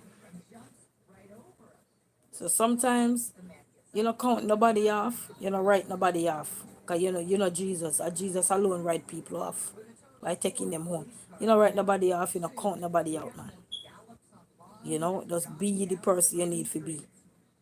Business and pleasure don't mix. Notice a lot of people who mix business and pleasure together. Where are they now? Can't find their way out of bankruptcy. Can't find their way out of owing people money. Can't find their way out of, and then they get a whole lot of slash with this and slash. You gotta be careful in life. How you treat others. You gotta be careful. Because sometimes you treat people, oh, I don't need you, I don't need. You know this songwriter say, no, you're gonna need me. You're gonna need me, darling. And I won't be there. So you gotta remember, you know. Big Stepper, he said, what up, man? What up, grandma? He said, how have you been? I'm doing good. How are you? Bless up, bless up. You know. So you gotta be careful, people. Gotta be careful, man. You know how many people regret making some decisions they made in life? You know how many people regret making some certain decision they make in life? You know what I mean? So be careful, man. And if you aspire to be a business owner or you're in a business right now, you have to learn how to have a way to help out each one of your workers. Because you have some way when they feel like you're draw to this one or you draw to this one. Sometimes I don't know nothing you know look at, you just like how they work and they work ethic or something. They work ethics. And then this one now because then they just did lazy and stuck in a one place with them beauty. And they realize say this person come and they wipe down the wall, would have scrub down the floor, would have wash down the floor, would have do everything. And when they realize say, oh, but me never used to do all of this, me they just have my beauty up in here. Then they're gonna do everything for distract you now. So you know focus, you know treat your good worker good. And then what happen? You left to pick up the pieces. But you have to remember, when you open a business and you have overhead costs to deal with, and the amount will come to you, and you have overhead costs to deal with. So you have to bear that in mind.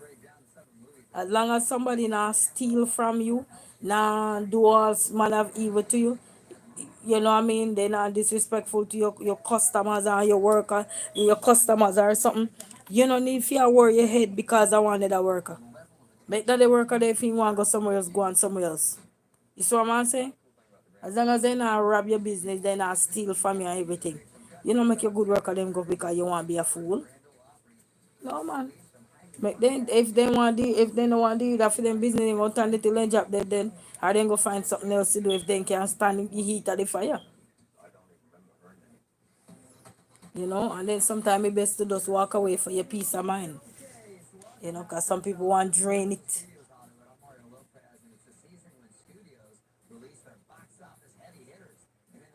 Yeah, man, but I tell you, so through a man that you just see walking on the street and he wanna look like a somebody that want to say hi to or anything. But that was the person who helped me get that job. Yeah? Look who did I know. And he said, Sis, I got you, man. Don't worry yourself. One day when I got off work, he said, I saw how they treat you, sis. And one day, I promise you, I'm gonna find you something. And the man that he have one nice sister, and I think his sister in a real estate too. But he always tell me about his sister, but I don't know the sister per se. I wish I had known her to go tell her thank you on behalf of your brother. You know what I mean? But his sister in a real estate. I wish I had known her where I could go personally tell her thanks for that brother you have. He might be on the street, but he had a good heart. A good heart. You know what I mean? I remember one day me I walk with my immediate family and me see one of them see me I say, Hey sister, how you doing? How are you? I say I'm doing good. I'm like, who is this calling to me? And when I look, it was one day the person come in the store and he said he wasn't feeling well or something and I made him a cup of tea. I had to pay for it. Made him a cup of tea and buy him something to eat. And about a year later, he saw me. He said, I remember you. I said, I know you don't remember me, but I remember you. I said, where you remember me from? He said, I was the person you helped when I was in there. I wasn't feeling well, and you helped me. You buy all those things for me. Little act of kindness goes a long way. And that's why sometimes, family, when you see you're struggling in life, but you're still staying afloat, it's because of the goodness. When you could do something, you do it. You didn't hesitate, and that's why you're still afloat. Sometimes you say you don't know how long you're gonna be afloat or something, but you don't have to worry about how long because that's the reason why you're still here. Because when you could, you did what you could. And that's why it's very important to pay the way forward, pave the way or pay the way forward, whichever one they say. You know what I mean? Do the right things that you know you need to do. You know what I mean? Because you never know when anything can arise and you gonna need something or you gonna be in a predicament where somebody gonna have to take you out and it's maybe the same person that you treat bad. You know what I mean? So you have to be careful. Because when you're young, you're not thinking clearly. You think like a young person. That's understandable. But the more you grow, we should grow with some knowledge. We should grow to say, you know what? I don't want this. I don't need this for myself. You know what I mean? I don't need to have this for myself. Anyway, family, I think I chat too much. I ain't gonna stay any longer. Because I didn't even realize I'm chatting this long. I did not realize I was chatting this long, family. But don't have the song singing in your head. No, you're gonna need me. You're gonna need me, darling. It's not just darling gonna need you. Don't mix business with pleasure and you will be perfectly fine. Anytime you mix business with pleasure, oh man, you're bound to go down. You're gonna be like you're gonna drop like a hot bread. Drop and mush quick. You know what I mean? Because it didn't take time to heal. It didn't take time to form. You know what I mean? So, or in Jamaica, we say don't drop like breadfruit, right? Breadfruit, they say go and drop like a pricky. You go drop a splash. Yes, man. Anybody know ripe breadfruit in Jamaica? When that breadfruit drop off of the tree, all you see on the ground is splash. If it well ripe, yes, man, it gonna splash. So don't mix pleasure with business, man. Always gotta make sure you have your personal and your professional life. Don't pack business, straight business. And when you have good worker, you gotta focus. You know what I mean? You're going to always have one traitor. But as I said, if people not thief nothing for you, they not tear down your business or anything. Find ways to train them. Find ways to educate them. Have monthly meeting, probably Monday meeting or whatever. Just a little meeting. Have no more than 1 15 minute worth of meeting. And not like you're not for run down all the time. And you know what to expect of the company at all times, so you can keep things going. Anybody have anything to belch off of their chest, so you can have a better running business, not a business that plunged to the ground. You know what I mean? Because then when you grow with people who don't want to see you, because a lot of times some of the people them who you think are your right hand, I know them are your right hand. They talk bad about the business more than the man where you see them a fight against to get out of there. Because what they want to do to your business, they can't do it because you did it. When they want to thief, then you in a hit and they know you're honest, they don't want you in there. Because they want to do what they have to do with your business. But through you're so blind, then we have to just let you be. You know? And then sometimes you have to step away from some people business so they can see what they need physical. Sometimes you're in there and you are the one who are darking them because they can't see nothing because they focus on you. You know what I mean? Because they can create a barrier for hate you so that everything is distracted from what they're doing. And a lot of people, they run in business, but then their mind is not business minded. You know, they just run the business because they had the wherewithal or they had a little money and they just plunge it in here. And then little did they know somebody about to plunge them out. So you gotta pay attention. And that's why you gotta treat people good. Because you can imagine if I was if I was a mad diary of a mad woman, and you treat me that way all this time. So remember, people, you can be replaced.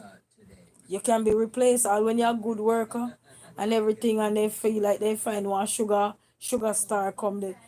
Go, I don't need you. No, no, I no longer need you. Okay, I no longer need you. You may go. After they underpay you and treat you like a slave, I no longer need you. Karma no must come. Karma will be at your door. But anyway, family, we not gonna stay long because me say we not stay no longer because this is past more than long enough.